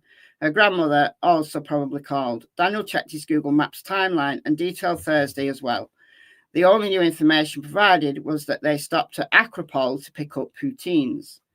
They talked about his relationship with Malaya, and he said the following. So we don't get any of those details, all personal information. We don't get any of that. Daniel says he always takes his phone when he leaves the house, and his timeline will say he was home. Okay, so this is Cody. Follow up with biological father. May 3rd. Blank reported to police that Jack and Lily's biological father might have them. So this is Malaya. Malaya rang to say that Cody might have them, even though Cody hadn't seen them since 2021. Okay. So at 12:45 a.m., Constable Askew received a phone message from RCMP dispatch. It said Malaya had called and indicated Cody Sullivan might have picked up her children. She said she didn't have any proof of this. She just wanted to make sure every possibility is looked into. At 12:57, Askew received a second message through RCMP dispatch, and blank wanted to know if Cody had been contacted and said blank he might have taken the children to New Brunswick. So Constable Sayer followed up with blank, who clarified that it was a gut feeling that Cody might have the children. She also said Cody did not know where and blank the children lived. So he didn't know where they lived. He hadn't seen them since 2021. It's very unlikely that Cody would have come along to a place where he didn't even know where they lived and took the kids. But they got to look at this. You know, it's been called in. They got to investigate now. So I followed up with Cody. May 3rd, Constable Legay met with Cody. The following is a summary. Met with Cody at his residence at probably 2:50 a.m. Cody said he'd not seen Jack and Lily in 3 years and confirmed they were not with him. Okay, May 7th, Constable Conlon met with Cody. Corporal Tichenchuk, I cannot say that. Tichenchuk, maybe, asked Constable Conlon to speak with Cody again because a tip had been received that he was seen by a hotel employee in New Brunswick. Now, look, is this just one of Malaya's friends ringing in? Or one of Malaya's family members ringing in with a false tip? Is this what's happening here? I mean, how would a hotel employee in New Brunswick know Cody? I mean, it seems like a false tip to me. Anyway, they got to investigate. So, Conlon obtained photographs of Cody and his vehicles. Conlon attended Cody's residence and confirmed he was there. Cody agreed to being photographed and allowed the vehicles on the property to be photographed as well. May 22nd, Corporal McCarran and Constable Robinson took a statement from Cody. And then Cody said he used to be in a relationship with Malaya and they had Jack and Lily together. He had not seen them in a couple of years, but paid child support, and then some reduction. He said he didn't know what happened to Jack and Lily. He was home on May 2nd and never goes anywhere. He'd not been anywhere other than his house recently because he'd lost his job some months previous. So he's home. He had no contact with Malaya since the children went missing. He drives a blank. Other witness statements. Okay, so May 2nd and May 14th, 2 statements were obtained from Brian Ward. This is the bus driver, Lily and Jack's bus driver. The following is a summary of what he said. He did an interview with the news, like a written interview with the news, very early on, and gave us this cute little story of Jack throwing his boots at him. Jack wants to get his way, he throws his boots at people. That was cute. Lily and Jack were at school on Tuesday when their stepfather Daniel took them off the bus at 2:42 p.m. There was no school on Wednesday. They were not at school Thursday and Friday. It was a normal routine for Malaya or Daniel to take the kids off the bus because Jack was buckled in and they needed to be unbuckled, as drivers were not allowed to do it. Because I guess it's like too personal, like touching them. I guess they're not allowed to. I don't know. I don't know whether that's the reason.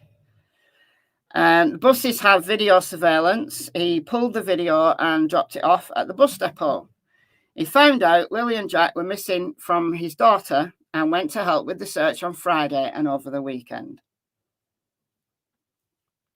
On May the 3rd, Constable Donaldson and Constable Spears took a statement from Nancy Gallett, Jack and Lily's teacher.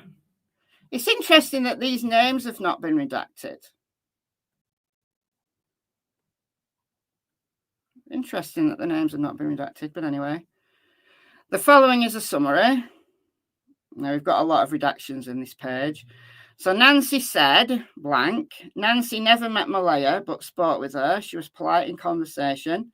Nancy asked Malaya about the kid's biological father, and Malaya said he didn't have any contact with him. So Nancy had asked Malaya about the kid's biological father. They were marked absent by Malaya by email on Thursday and Friday because of illness. On May 5th, Constable Hines and Constable Hall took a statement from Patty Pearson, Malaya's grandmother. She said the following. Patty said she last saw them all when they came to visit. She was not sure of the date. Well, we know it was Wednesday. But she said it was early in the week, 1 or 2 weeks before. So either Patty's got a really bad memory or she's lying. Because they were there just 2 days before. It was just 2 days before.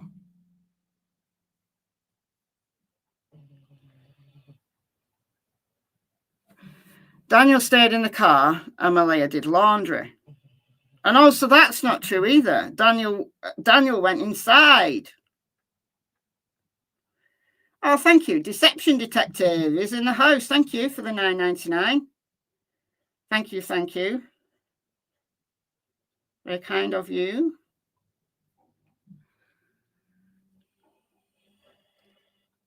Okay.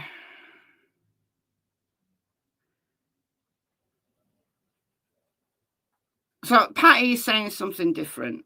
All right, let's go back. So Patty said Daniel stayed in the car and Malaya did laundry. What page was I on? Let me just go back and clock my page, or else I'm going to get lost.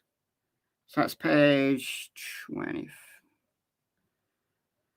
Okay, page 23. Go back to Malaya, what Malaya said.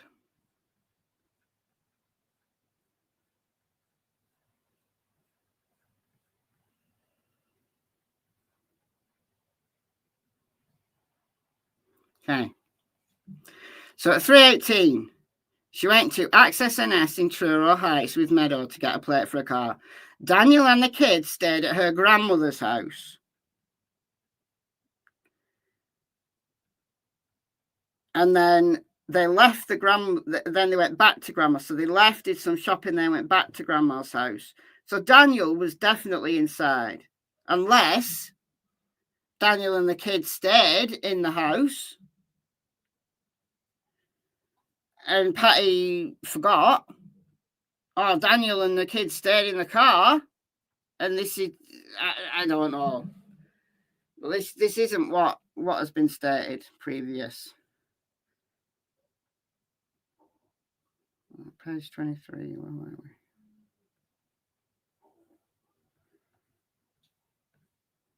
Okay. Malaya and Daniel left to take Meadow to an appointment, and Malaya might have gotten groceries, but she couldn't remember if she took the children or not.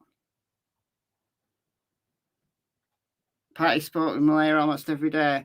So a completely different story. That also concerns me, that a member of Malaya's family, who basically took Malaya away, like once they descended, all hell broke loose, a big argument happened, and then Malaya left with them, and then she blocked Daniel, and then we've got Malaya initially, like,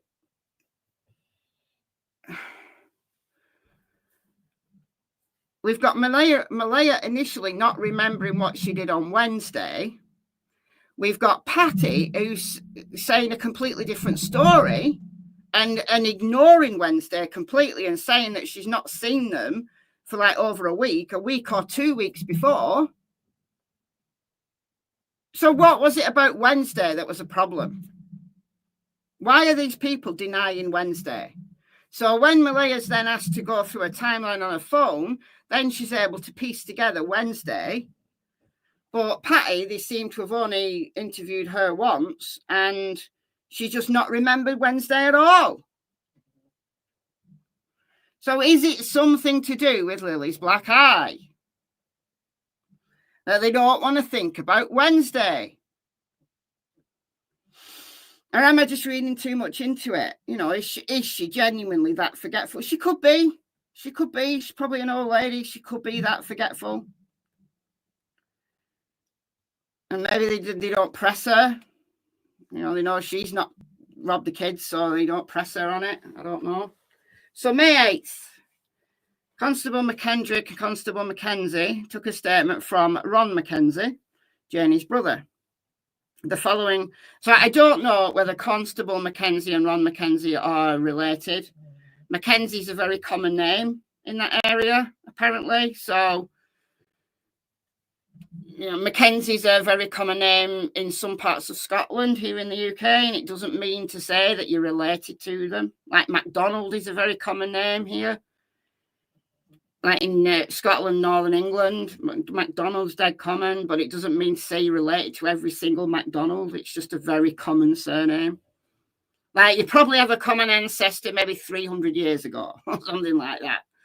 But I don't know whether they're related, but it doesn't mean they are just because they've got the same surname, because it's a very common name.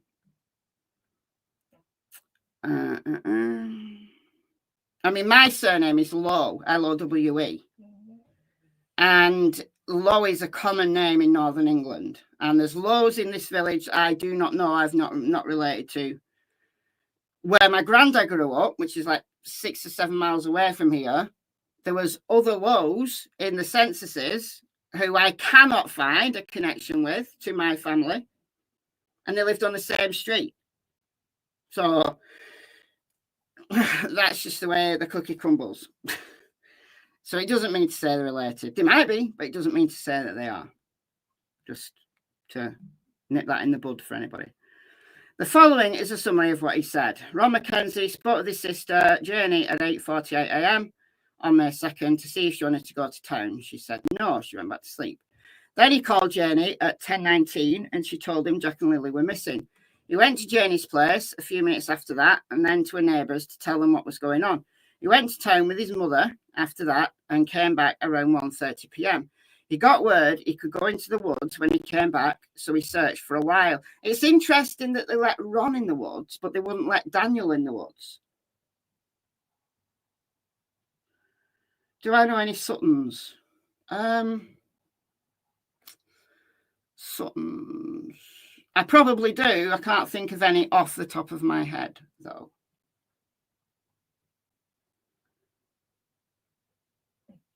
It's not a particularly common name. Sutton. I mean, I may know some Suttons, but I can't think of any. I can't think of any Sutton.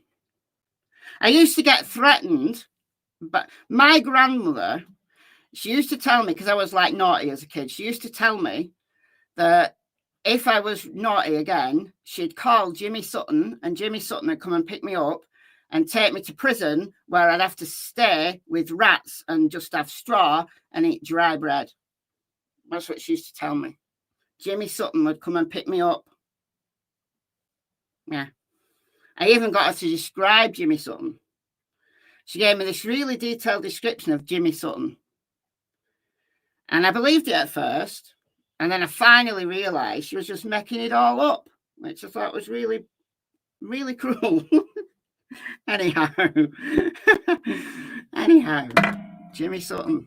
I'll never forget Jimmy Sutton, the mythical Jimmy Sutton, who didn't actually exist. So obviously my nan knew some Jim Suttons, or else she wouldn't have liked that name, would she? Anyhow, all right. So he called Jenny again at 10:19. She told him Jack and Lily were missing. He went to Jenny's. Well, I've read that. Went to town with his mother, came back around 1:30, got word he could go into the woods, and when he came back, he searched for a while. It's interesting that he was allowed in the woods and Daniel wasn't initially. It's interesting. The children had been to his house once, and he saw them on April 19th as his daughter's birthday party at the fire hall. So they weren't close with him, I guess.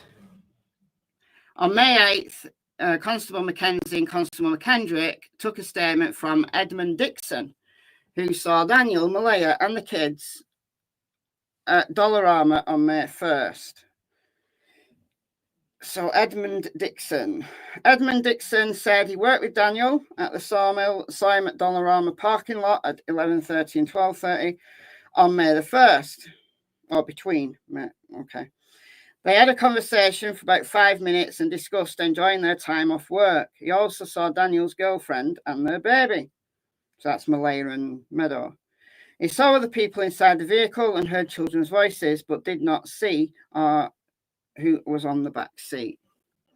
May 9th, conversation with blank. So we've got no information about this. Don't know why that person's been blanked out. No idea. No idea who that is. May 13th. So we got Cindy Murray now. This is Malaya's mother. Cindy said she spoke with Malaya over Facebook Messenger and used video chat. She checked her Facebook Messenger history and provided the following information.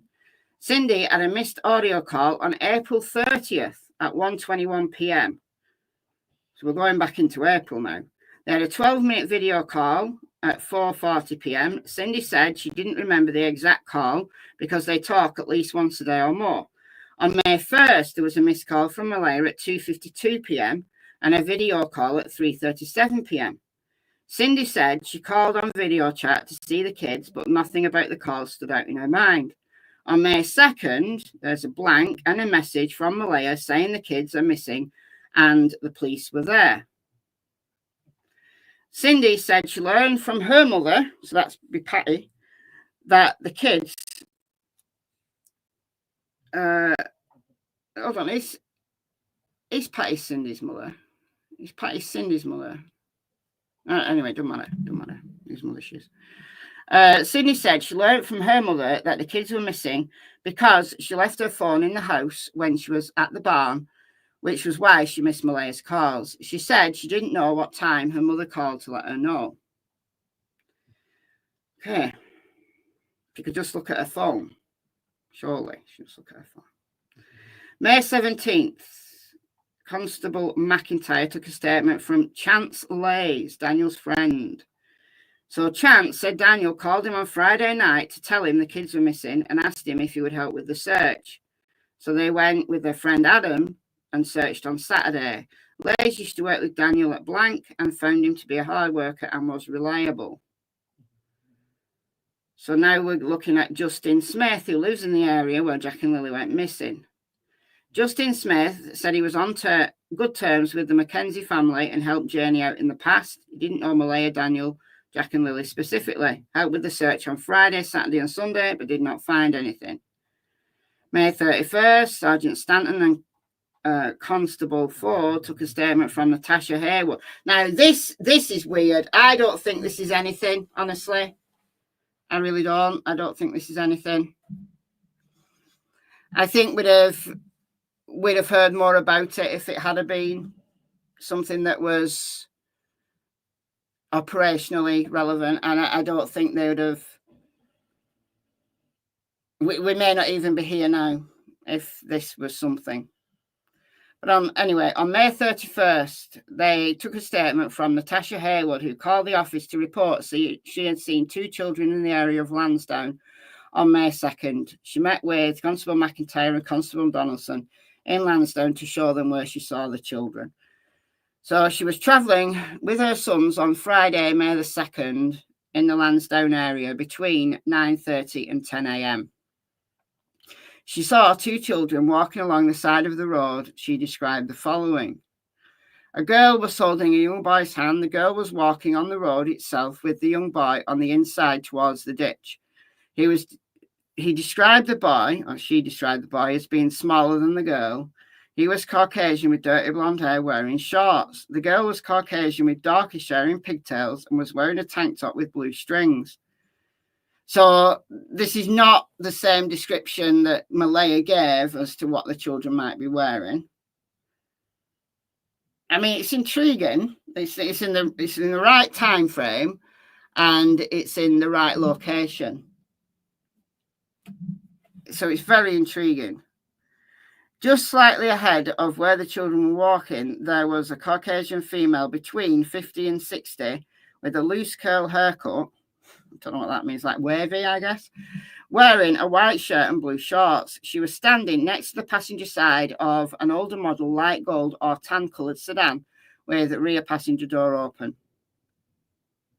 Why would you wait that long, though? Why would you wait that long? Why would you wait almost a month to report that detail to the cops, knowing that 2 kids have been missing for all that time? On June 4th, Constable McIntyre and Constable Donaldson met with Haywood at the intersection of Garlock Road and Lansdowne Station Road. She explained the following. All right, so we got Garlock Road here, and then this is Lansdowne Station Road here. So that's the intersection between Garlock Road and Lansdowne Station Road here. Just so you know.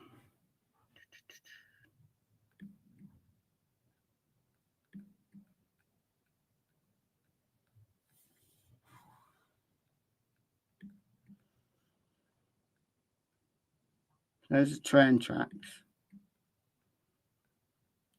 Is that train tracks? Yeah, it is.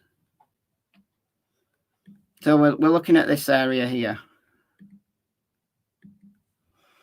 All right. So the 2 children she saw walking on Friday, May 2nd, were walking northbound towards Westville on the north side of Garlock Road between the intersection of the train tracks and Lansdowne Station Road.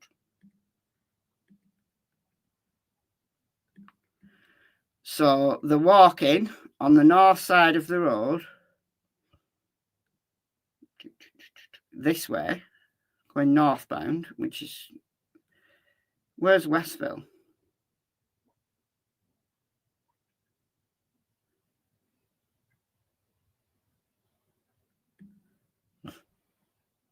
There's Westville. So, all right, so they're walking towards Westville on Garlock Road between here and here. This is the train tracks. And this is Lansdowne Station Road. So they're on this side of the road, walking this way. So there's Lansdowne Station Road there. And then you've got the train tracks up here.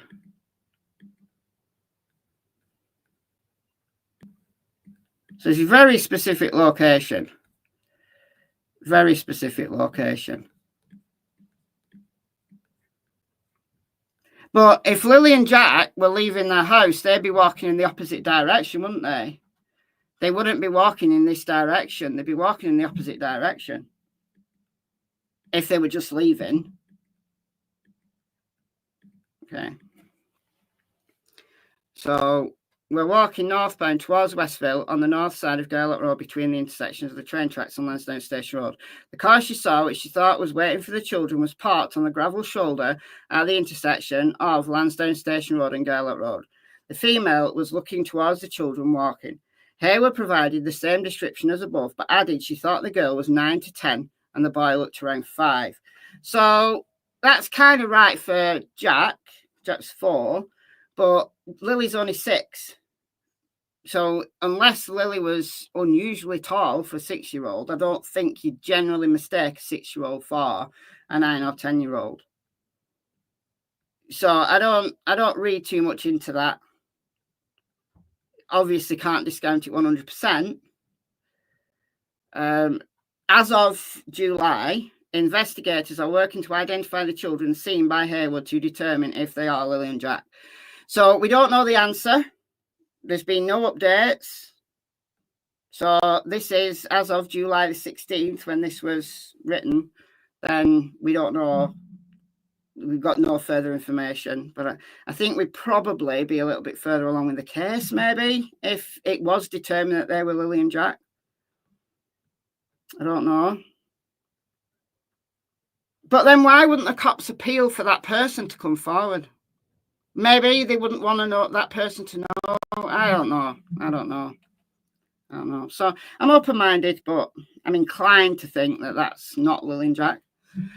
But who knows? All right, polygraphs. May 12th, Daniel underwent a polygraph at the Bible Hill RCMP detachment, conducted by Sergeant Rose Bethamy. I don't know.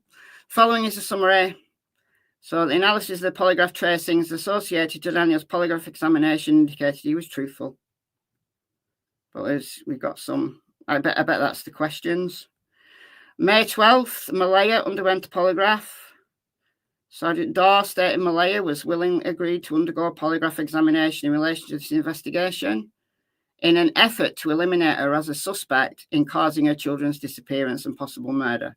She was found to have been truthful when answering the following questions. So we don't know what the questions are. So eliminate her as a suspect. So I can understand why people think that means Malaya's been cleared. But just a polygraph on its own, it's bad wording, but a polygraph on its own doesn't eliminate you as a suspect. There's got to be other things as well that eliminate you. On June 10th, Janie underwent a polygraph. So blank, Janie's physiology is not suitable for analysis and an opinion on the polygraph examination is not rendered. So it could be medical. There's certain medical conditions, they don't render polygraphs opinions as reliable. Could be certain medications you're taking. There's a whole bunch of medications that preclude you from a reliable result. So that's that. Cody underwent a polygraph. And again, we don't know the questions, but indicates he was truthful. July 2nd, Cindy underwent a polygraph and indicated she was truthful. So are all of these people completely innocent? Possibly. Wade, Cindy's boyfriend, also undertook a polygraph and indicated he was truthful. At this point in the investigation, Jack and Lily's disappearance is not believed to be criminal in nature, I do not have reasonable grounds to believe a criminal offence has occurred. Because Jack and Lily are still missing, polygraph examinations were conducted with the intention of ruling out that possibility. So I can understand why people are interpreting this as they have cleared Malaya and Daniel. But when you say that you don't have evidence to believe a crime has been committed, and then you've got these truthful polygraph results, does that mean that these people are completely eliminated as suspects? No, because the investigation's still ongoing. And they don't know what's going to happen in the future. So what they can, all the thing they can say is there's no reasonable grounds at this time to believe a criminal offence has occurred or to believe that these people are involved. But they don't know what they don't know. And we are almost 2 months now down the line from when this document was written. So the RCMP might have more information than what is included in these documents. This is just what we know so far. That's it, that's all. However, they might have nothing else. There might be nothing further. There might be nothing further. All right, searches, my favourite part. My favourite part of this is to do with the searches.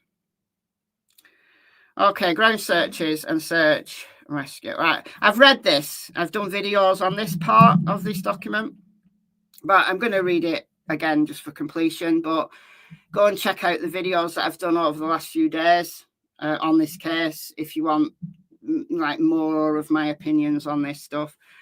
And I've done a standalone video about search dogs to talk about the differences between air scent, ground scent, trailing, tracking, that kind of thing, article detection. So go and check that out as well. They're all in the Lilly and Jack playlist. They're dead easy to see. They're on the homepage. All right, so between May 2nd and May 7th, GSAR performed a comprehensive search of the area where Jack and Lily went missing. The following is a summary. Amy Hansen was the search manager for the search of the area where Jack and Lily went missing. She said the first day of the search focused on what GSAR calls hasty searches, meaning they searched linear features like streams, trails, train tracks, and roadsides. So it's covering a lot of ground, and you're assuming that you're looking for an alive person who can assist in their own rescue. So they hear you coming, and they call. If you know they're lying injured in a ditch, they call out. They make themselves known. You know, that's what hasty searching is for. It's looking for a live person who can assist in their own rescue. Thank you, Blissful. Thank you so much. We got Luna, we got Kay, we got Lisa, we got Belinda. Hey, Belinda. Belinda's in chat. We got Countryside. That's it. Thank you so much, Blissful. Welcome you all to memberships. If you've never been a membership before, then go and check out the members area. Some cute videos and stuff in there. Some live streams and stuff in there. Okay, so she said, what did she say next? They also did some grid searching around the residence where Jack and Lily were last seen. So grid searching is that slow, methodical, like line by line. You know, they got a line of people, they're spaced like a few feet apart, and they're looking for any single clue. It's very, you know, section by section, very methodical, as opposed to hasty searching, which is walking along, shouting, seeing what you can see, but you're not doing anything in detail. That night, mountain bike teams came in to do searches on trail areas. Boot prints were found on the pipeline by GSAR Friday night into Saturday morning. There were clumps of them, and they are 2 different sizes. So this is intriguing, obviously, and corresponded to what children would wear. So obviously smaller size boots. They focused their search in that area because of the boot prints. They did grid searches in the area of the boot prints and expanded out to waterways in that area as well, which leads me to believe that, and I might be completely wrong, but it leads me to believe that the boot prints were more over this way because the waterways in the area that we know they searched was Lansdowne Lake, which is here. They searched this on the Friday the 8th. And then they did some ponds as well in the area of where the old campground was, which is here. So you've got pond there, pond there, pond there. So there's 3 ponds there. There are other ponds. There's one there. And you've got the river as well there. So it does lead me to believe that the boot prints were more over here.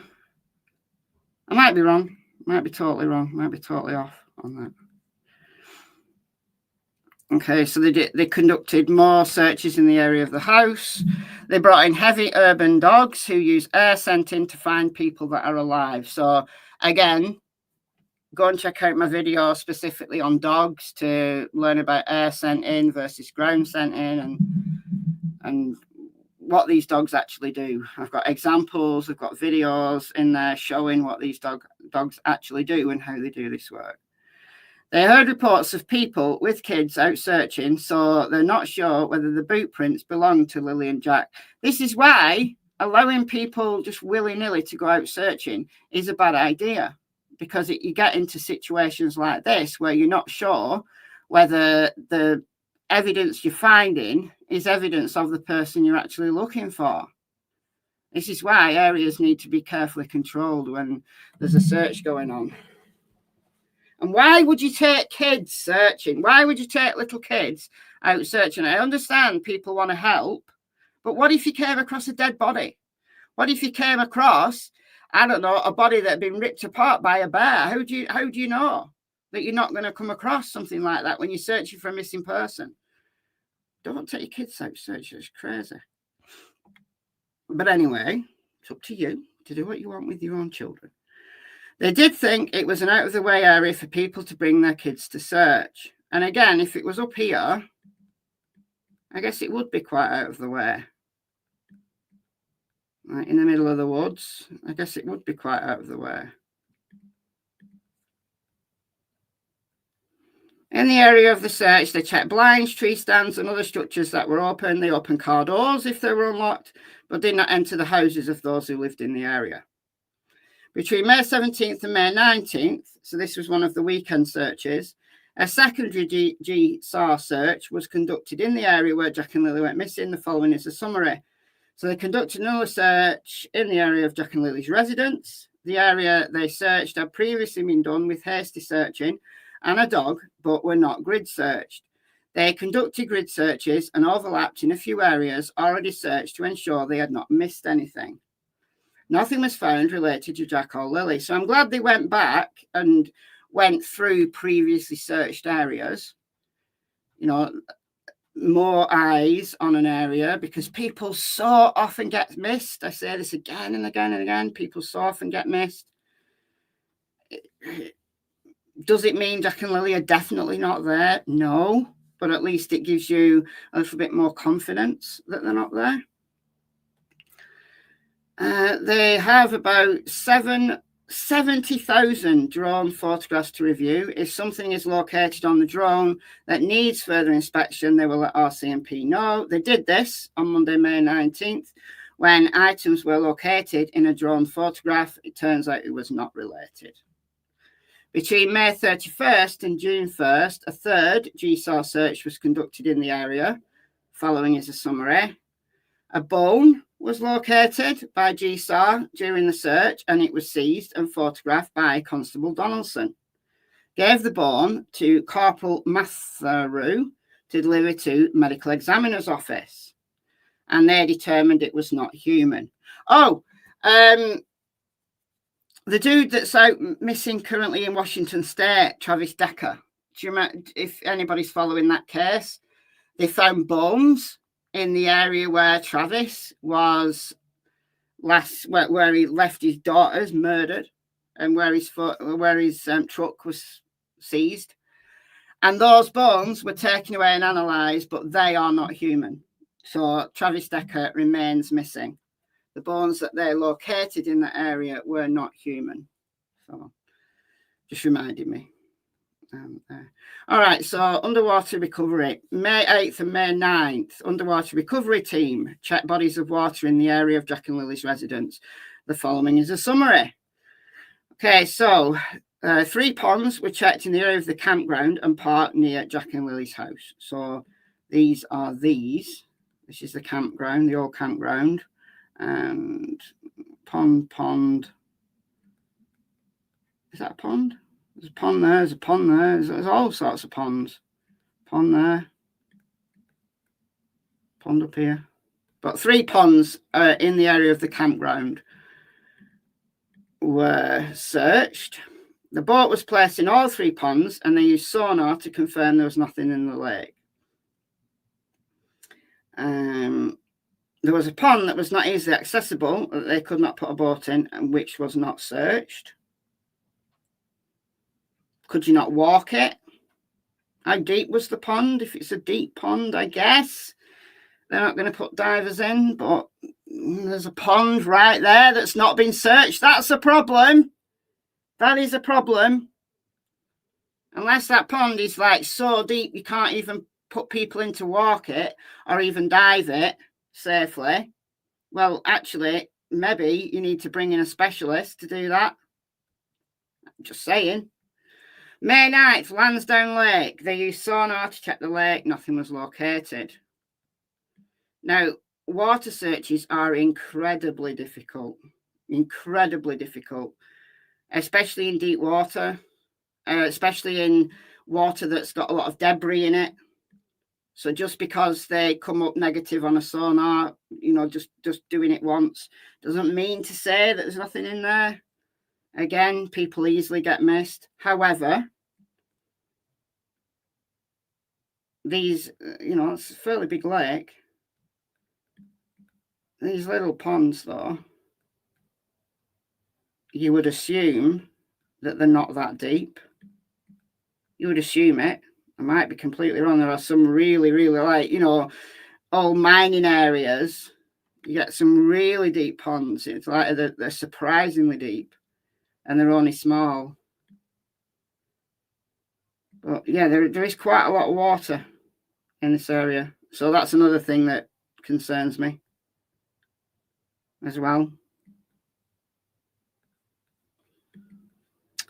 Okay.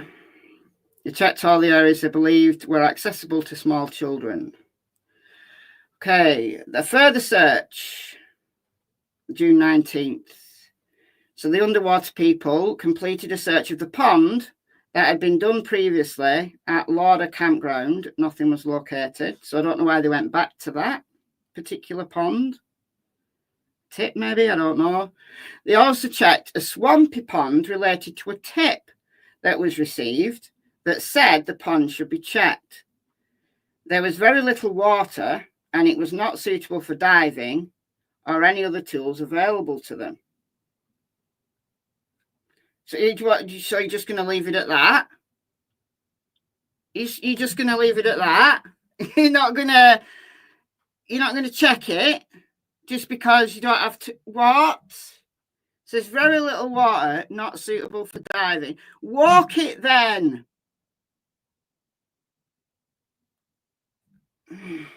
Is it like sinking sand or something? If it's sinking sand, then I want you to put I want you to bring cadaver dogs. I want you to bring cadaver dogs. I want you to bring cadaver dogs to do all of this again. I cannot believe there's all of these areas where you've got, oh, it's a swampy pond. We can't put a diver in it. So what other methods could you use? You can walk it with someone on a rope so that if they get into problems, you can reel them in. How big is this swamp? You can put a dog around the area. My God. My God. My God. Dear God. Like, listen, what they've done so far, they've done a lot. They've done way more than what some missing persons get, and you've got to credit them with that. But then you've just got these really obvious things that they haven't done, and you think, why? I want cadaver dogs all over this entire area, including the property, including Earl's property, including all of the woods, including all of the ponds. I want cadaver dogs run all through, because it doesn't necessarily mean that Lilly and Jack wandered off and died. Lilly and Jack could have been murdered and dumped somewhere. The dogs would at least give an extra level of security that things have been looked into thoroughly. Dear God. All right, piloted aircraft, remotely piloted aircraft. May 2nd, Constable Mugford conducted a drone search in the area. 10:38 a.m., Constable Mugford launched the RPAS, which is the Remote Piloted Aircraft System, from 1407 Gairloch Road and began initial searches utilising both live camera view and thermal imaging of a nearby swamp and waterways adjacent to the property. So they did the waterways early doors with the drone, but these remotely accessed drones, they do miss a lot, because if something's in water and it's under something, then there's no way in the world a drone or sonar, come to that, it's going to see it.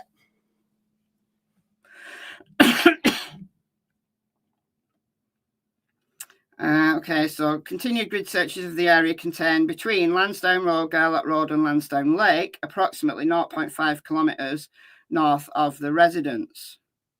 So between Lansdowne Road, which is here, and Lansdowne Lake. So here to here. Here to here. Approximately 0.5 kilometres north of the residence. The search included a low-altitude hover over Lansdowne Lake, performing a 360-degree scan of the lake and the water's edges.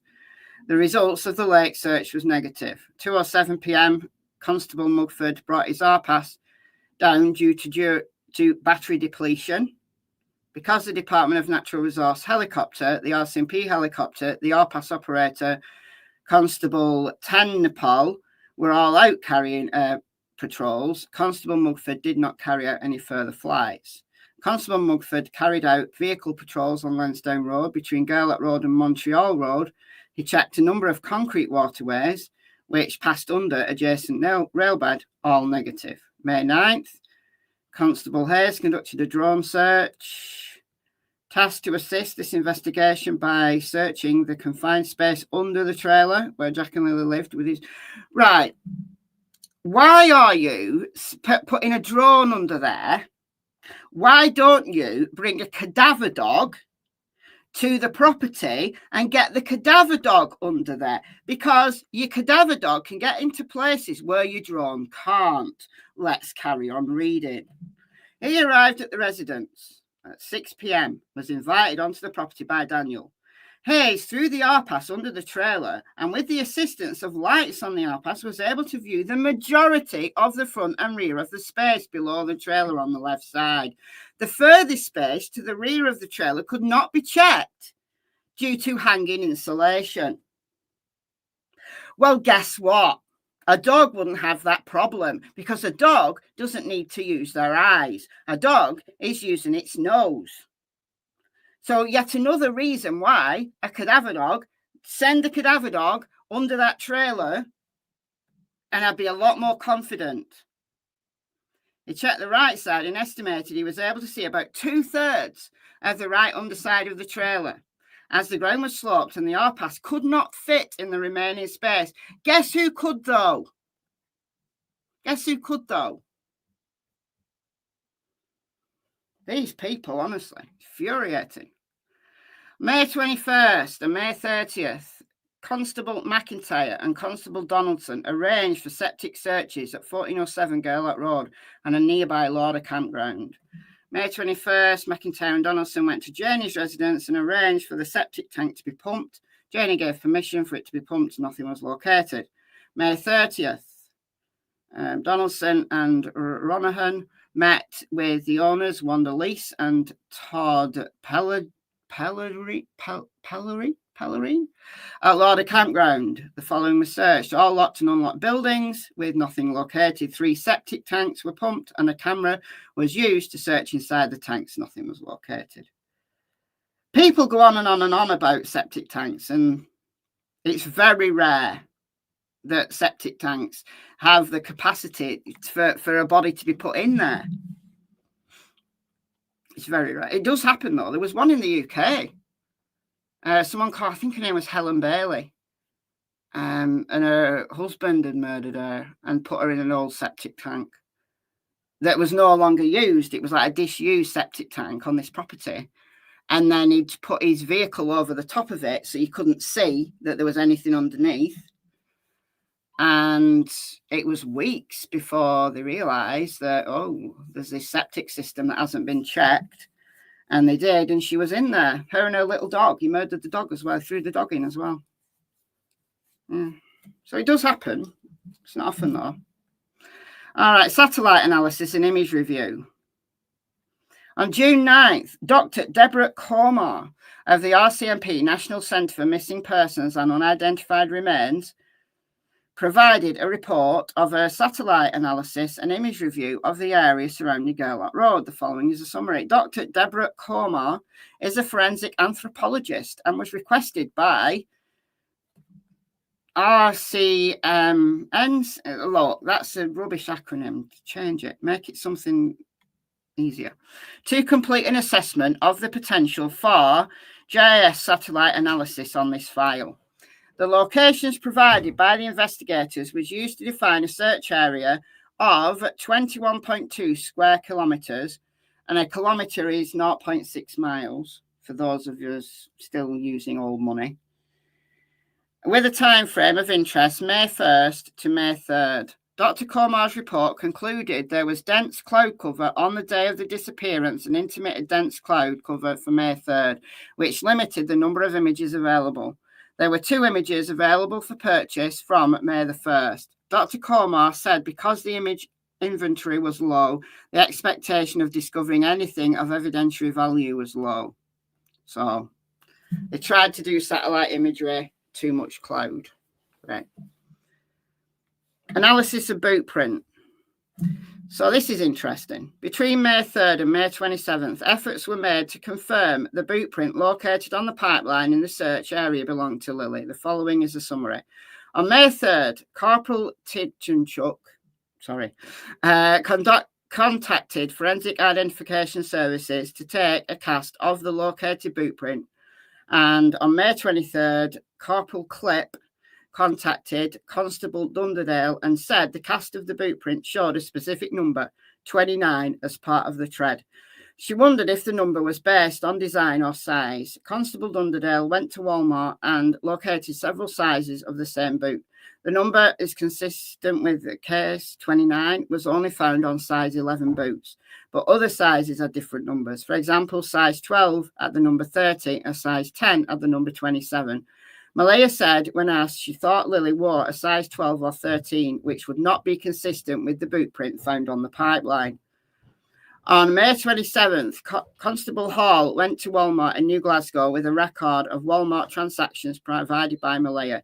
He was able to confirm Malaya purchased Lilly's rainbow boots on March the 20th, and the number corresponded to a size 11 boot. So the boots is the same. The boot that was found on the pipeline had a number 29 on it, which is consistent with a size 11, and the purchase of Lilly's boots on March the 20th was actually a size 11. So does that mean that the boot prints on the pipeline are definitely Lilly's boots? Well, no, but it is consistent. They're the same size boots. But because people were walking about willy-nilly with children on the first day, we can't absolutely ensure that they were Lily's boots. It is intriguing, though. So investigators comment, because Lily's boot was confirmed to be a size 11, it's consistent with the boot print located on the pipeline trail. Pink blanket. May 2nd, family members taking part in the search for Lilly and Jack located a pink blanket. Okay, I'm not reading these footnotes, but okay. Constable Gagnon and Constable Mason were at Jack and Lily's residence on May 2nd around 4 p.m. when Haley Ferdinand, Hayden Murray Smith, which is Malaya's brother, and Hayden's girlfriend came out of the woods to say they found a pink blanket in the woods in a tree on Lansdowne Station Road.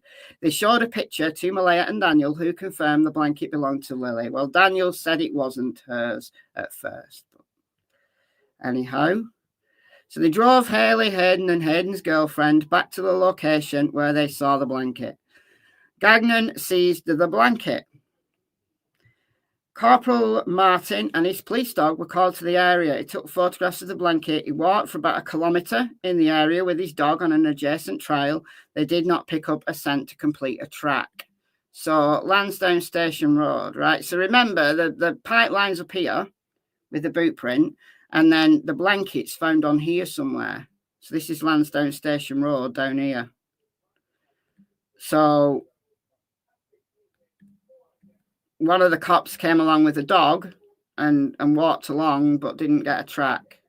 So didn't get a track from the blanket, which is odd. If Lily had walked along there and somehow managed to get this piece of blanket tangled in a tree, you would expect there to be some kind of scent.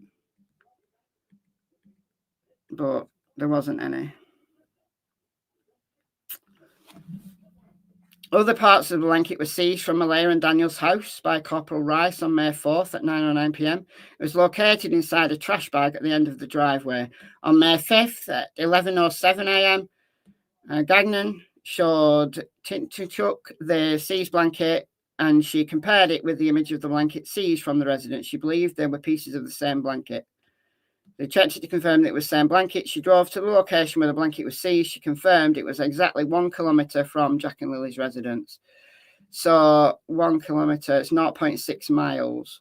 But it's in the other direction to where the boot print was found. So how would a piece of blanket get down here? How would it get down here? I just can't explain that, other than someone planted it. I don't have any other. Sorry, I'm not sharing. Sorry, I'm not sharing my map. But you've got boots somewhere up here.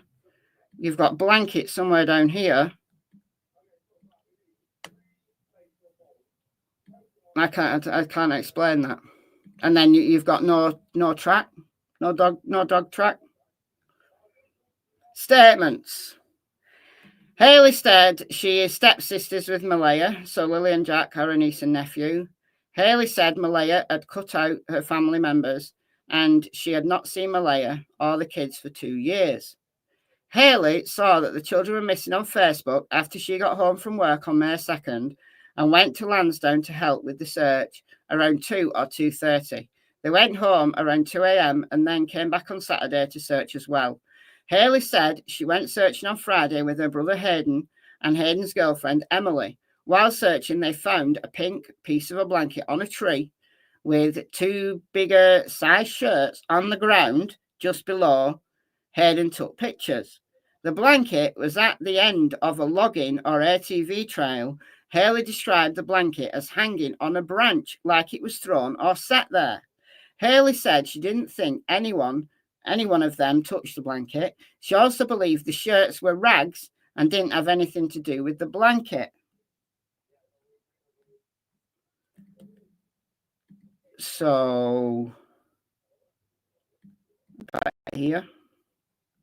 There's an ATV kind of trail. 1 kilometre, 0.6 miles. It is about here.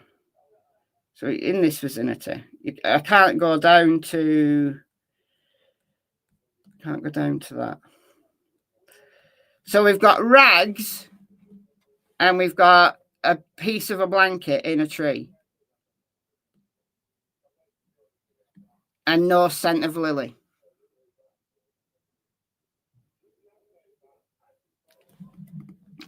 Planted to throw everyone off. It makes you think that way, doesn't it?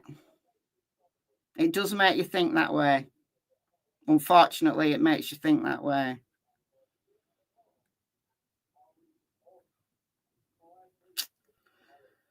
Malaya confirmed the blanket belonged to Lily. It was previously used to block a window, and the other half was in the garbage bag. Haley thought, what? The other half was in a garbage bag, Haley thought, but she heard this from other people. Haley said the cops went to the area and took the blanket. The K9 came out and walked that trail. Okay, so July 12th. So it took them all the way to July 12th. So just a few days before this document was signed off to interview Hayden. Hayden said Malaya is his sister and Lily and Jack are his niece and nephew. Hayden said he got a text saying the children were missing on May 2nd, so he went to Lansdowne to help. His grandmother, Patty, went with him. Hayden went with Haley and his girlfriend, Emily, to search. They drove around and Hayden saw a piece of fabric in a tree. He told his sister to stop so he could look at it. Hayden said it was a blanket on a branch. He said it looked like it could have been blown there or someone threw it there. He said the tree was a small bushy tree, more of an alder. He said the blanket was hanging 3 or 3.5 feet off the ground and hung up like a bath towel. So 3 or 5 feet off, 3 to 3.5 feet off the ground. So how would Lily get a blanket up that high in a tree? If Lily had passed by with that blanket, look, it's not been put there by Lily. It's not been put there by Lily. Has it blown there? Possibly. They put it in the trash. Maybe the trash was knocked over and it managed to blow there. But remember, this is, it's not dead close by. There's the property. So it's going to blow in a straight line. Yeah, it's possible, isn't it? It could have blown there. Has it been really, really, really windy? Or an animal took it? Yeah, I guess, I suppose. Animal could have took it. I guess. If you, let's say you're putting food waste in your trash bin and an animal takes out some food waste, it might take the blanket because it's got food on it. Maybe. Like a hungry animal. Maybe. However it got there, I don't think it was put there by Lily. 3 to 3.5 feet up in a tree. Why? Why would she put a blanket 3 to 3.5 feet? And if it's been hung up there, leads you to believe it's been hung intentionally. It doesn't necessarily mean that.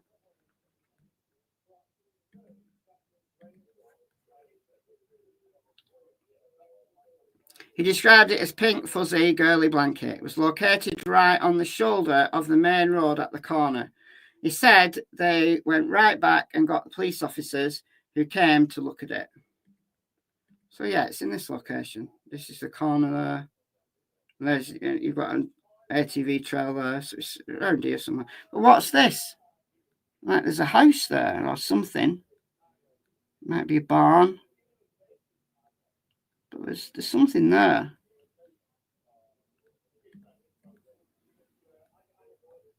House there. So there's a few properties. It's a shame you can't go down to street level on this. There's a few properties out there.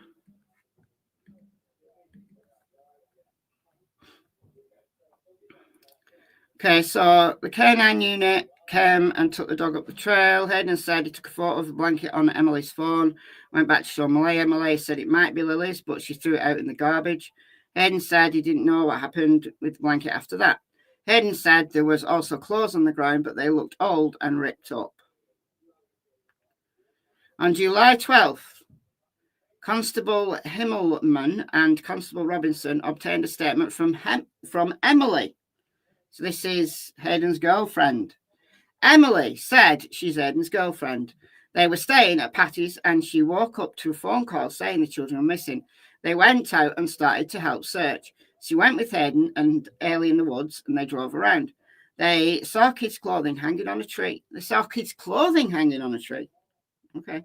They got out of the car and were looking at them. They didn't touch them because they thought it might be evidence. Emily said there was 2 T-shirts and a blanket. So I'm assuming the T-shirts are the things that were on the ground. The blanket was hanging in the tree and the clothes were on the ground. Emily took photographs as soon as they got out of the car.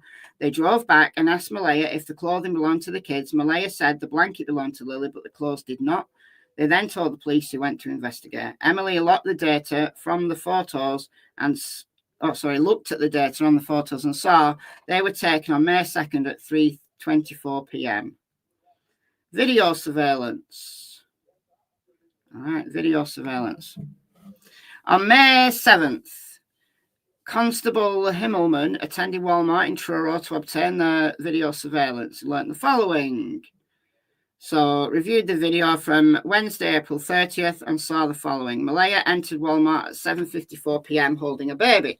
Daniel entered at 8:01 p.m. with 2 children believed to be Lily and Jack. Malaya, Daniel, and all 3 children left at 8:48 p.m.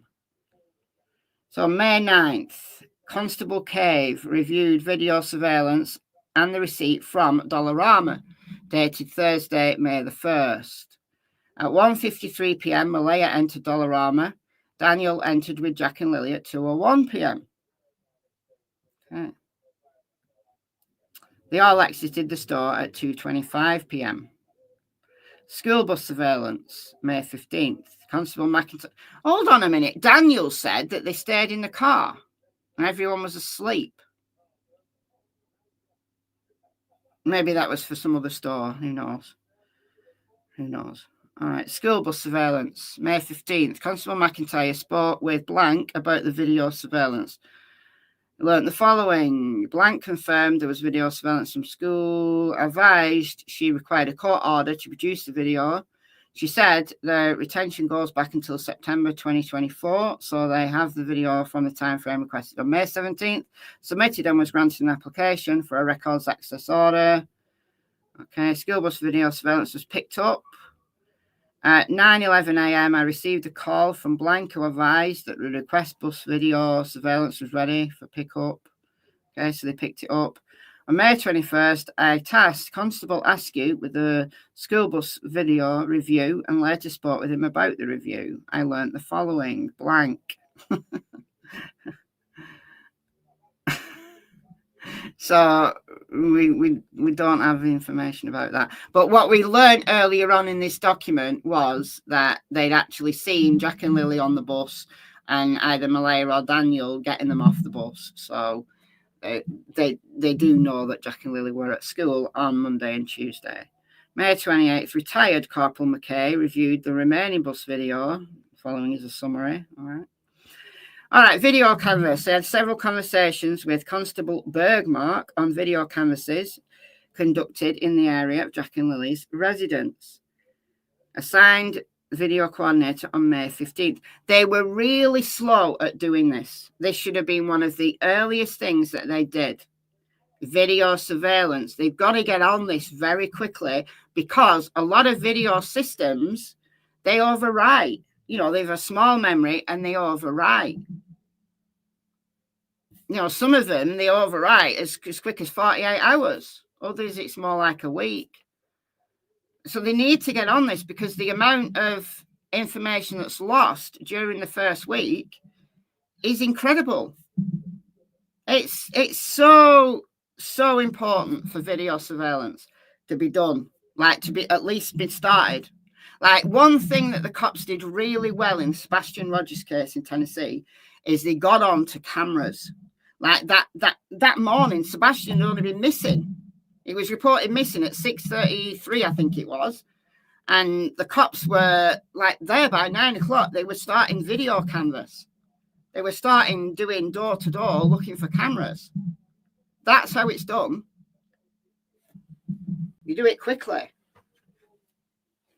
There were videos that they didn't look at in Sebastian's case. So they didn't do everything good, but at least they started the job earlier to see if they could see Sebastian on any of these cameras.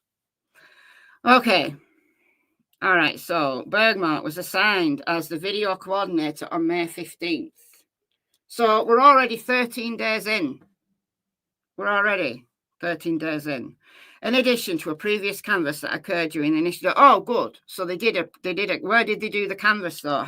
How in depth was that canvas? That initial canvas? I want to know. Occurred during the initial days of the investigation. A secondary, more detailed, in-depth video canvas is being conducted in the area of Gerlach Road with an 8-kilometre radius from 1407 Gerlach Road, 8 kilometres. So that's going to be 5 miles-ish radius. The canvas started on May 17th. Dear God, you've lost so much. You've lost so much. All right, his team checked approximately blank residences in the area. The time frame that being requested is April 27th at 8 a.m. to May 3rd at 8 a.m. So why April 27th? I find that intriguing. I found that intriguing when it came out, when the RCMP released that. Why April 27th? Blank residences with cameras or trail cameras are confirmed to exist and have video or photos from the time frame. Blank videos or photo sets have been seized and have not yet been thoroughly reviewed. So remember, this is July. A thorough review of the vehicle surveillance collected during specialised software is ongoing. 1,517 videos or photos of approximately 5,000 videos or photos have been reviewed. So they had a lot to go through. So 5,000 videos and photos. And as of July 16th, they'd only done like 1,500 of them. So I'm assuming that more will have been done now. But just shows you the amount of work, I guess, that still needed to be done by mid-July. Vehicles at those residences are also being logged for later comparison if required. Okay. Tips received from the public. I had several conversations with Constable Spears, regarding the management of tips. Spears is managing all the tips that are received and reviewing them as they come in. He said there have been over 620, so we know there have been more since. This, again, is 16th of July. In the investigation thus far, these tips include information that has been provided anonymously. Each tip is being followed up on by an investigator assigned by MCU, so Major Crimes Unit, and documented on a file, while Spears is reviewed as well. None of the tips so far have led to Lilly and Jack's location or have any information that has been corroborated by the investigation. So 620 all ruled out as not relevant or not useful. There are some areas that have been identified to be searched, and a list is being made for follow-up. So I'd be interested to know how much of that work has been done. Some of the areas that have been identified have no correlation with the investigation to date. They are being checked out of an abundance of caution. Good stuff. Are you going to be bringing cadaver dogs as well? Like, why have you not brought cadaver? Why have you not brought cadaver? I don't understand. I don't understand the mindset of why cadaver dogs have not been utilised. I don't understand it. And cadaver dogs, you could have a body that's been removed like weeks or even months before, and there still be an odour that a dog can detect. It's not like live scent trackers where the scent dissipates. If a body has been buried and then taken away, and look, it's incredible what these dogs can find. So it's not too late to bring cadaver dogs. Live scent trackers, after the first few days, pointless. But cadaver dogs, you can bring cadaver dogs months after, and it still be useful. So cadaver dogs is still a go. Please. Malaya and Daniel's phone review. On May 16th, submitted and was granted an application for a records access order for forensic images of Malaya and Daniel's phones dated May 1st at 2:25 when the children were seen on video surveillance at Dollarama, to May 2nd at 10:27 when the police arrived. These images were received from Digital Forensic Services and reviewed. Robinson reviewed the forensic phone images of Malaya and Daniel's phones, about time frame, following is a summary. So we're not going to find out any of that. Don't know any of that at all. And that's understandable that they're not going to share that information. It's interesting though. There's a lot redacted. There's like an entire page redacted there. GPS coordinates. So we've heard some of, what was found on the phones, but we've not got that information. June 16th, received an email from analyst Stephen Carter. Following is a summary. Oh, no, none of that were allowed. I mean, look, this is operationally relevant. They're not going to show us this. July 10th. So just a few days before this document was written, I received an email from Corporal Matheru detailing his review of the USB. June 28th, Matheru started reviewing the two files on the USB. Don't know what it's about though. Believed there was an expectation of privacy and stopped the review. So we don't know. That's dead intriguing. When I read that, I was like, oh no. Like, you want to peel that off. You want to think that's just a sticker that you can peel off. But no. So I don't know what the privacy thing was about this, but I don't know. On July 16th, USB was made an exhibit by Corporal Stunderdale. So this USB, whatever this USB is, it is relevant because it's been kept. It's been made an exhibit. Taken from Matheru's desk and secured as in an evidence bag, then placed temporary locker 18 in the exhibit room. Added the USB as an exhibit. So it has been said. So there's something on that USB that they thought was relevant. So whatever it is, it's sitting in an evidence locker and has been saved. So that's good. There's something there. Whether it leads to Jack and Lilly at all, we don't know. May 30th, McIntyre and Wood met with Blank as he said he wanted to provide information on the disappearance of Lilly and Jack. So we don't know what this is about. Something about 2 weeks after the children went missing and was not involved. We don't know what that's about. June 24th. The New Brunswick RCMP open source unit provided a report on an open source checks on the file. We don't know what that's about.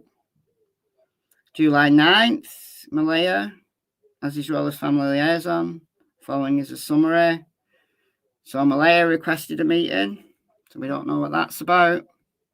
So there's so much in here that a lot of it confirms what we've either heard or been told already. There's some new stuff that's useful, but then this, you know that there's more that's tantalizing that we just don't have access to. So the RCMP have stuff that they're not going to release, and that's understandable. And they may have more by now. They may have more. So this is just a summary of what was done and why they believe that whatever this record request is needed.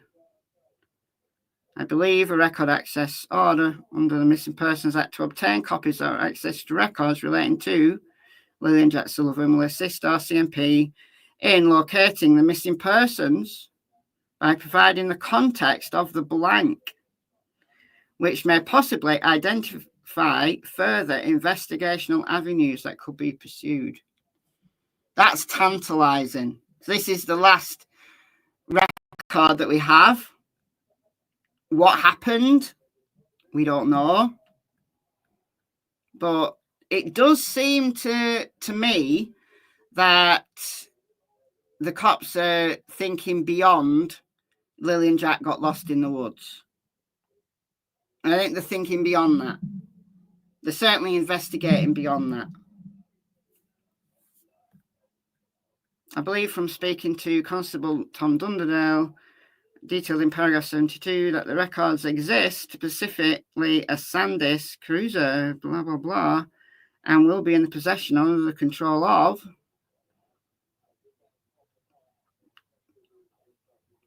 So it's something that they believe that the RCMP have already. So we don't even know whether they were allowed to have this. I assume they were, but the information therefore requests the above companies to be ordered to prepare and produce a document containing the items set out in paragraph 3, blah, blah, blah. This matter involves 2 missing minors who are the subject of this application. I believe it's in the best interest of the investigation and the administration of justice to protect the integrity of this ongoing investigation.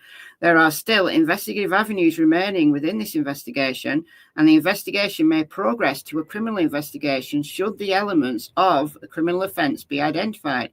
Due to this reason alone, I request that this application, together with any supporting information, be sealed from public view. Any persons claiming an interest, legal or beneficial, members of the public, that is described in the order, I request that a sealing order pursuant to common law be granted for this purpose. There is currently no other authority to protect the information within the missing persons. Blah, blah, blah. Okay. 16th of July, 2025. So whatever this is, from the RCMP here, they want it sealed. They want it sealed, but what is it? Intriguing. So I think there are stuff. I think there is stuff out there. I think by the beginning of July, you know, just going through the timeline here, it looked like they were thinking way beyond Jack and Lilly are lost in the woods. But I still would like a cadaver dog to go around that entire area. I absolutely would. Because it's not just about Jack and Lilly wandered off and got lost in the woods. It's also about, well, could a body have been hidden somewhere? Could they have been stashed somewhere? Could they have been put somewhere and then moved? There's so many things that you think could have happened. Obviously, it's all speculation, but they absolutely could have happened. And, you know, why do we not have, you know, what's the word they used earlier? With abundance of caution, why not do it? It's infuriating. Infuriating. All right, guys. I've been on here a long time. I've been on here nearly 3 hours. I didn't expect it to take that long, but once I start talking, you know what it's like. You know what it's like. All right, guys, I'm going to go. Thank you to those that donated earlier on in the live stream. We had Kimberly, who gifted 5 memberships. We had Deception Detective, who gifted $9.99. And we had Blissful, who gifted 5 memberships. So welcome to everybody. And Gemma has been a member for 17 months. Thank you so much, Gemma, for being a member. You're coming up to your OG badge soon. Not too long now for the OG badge. All right, guys. And I'm going to play us out with my little request to subscribe. Please do. Please subscribe if you're not already done so, because I'm going to get to 100,000 subscribers by the end of the year. Thank you, as always, to the mods, and I shall see you next time.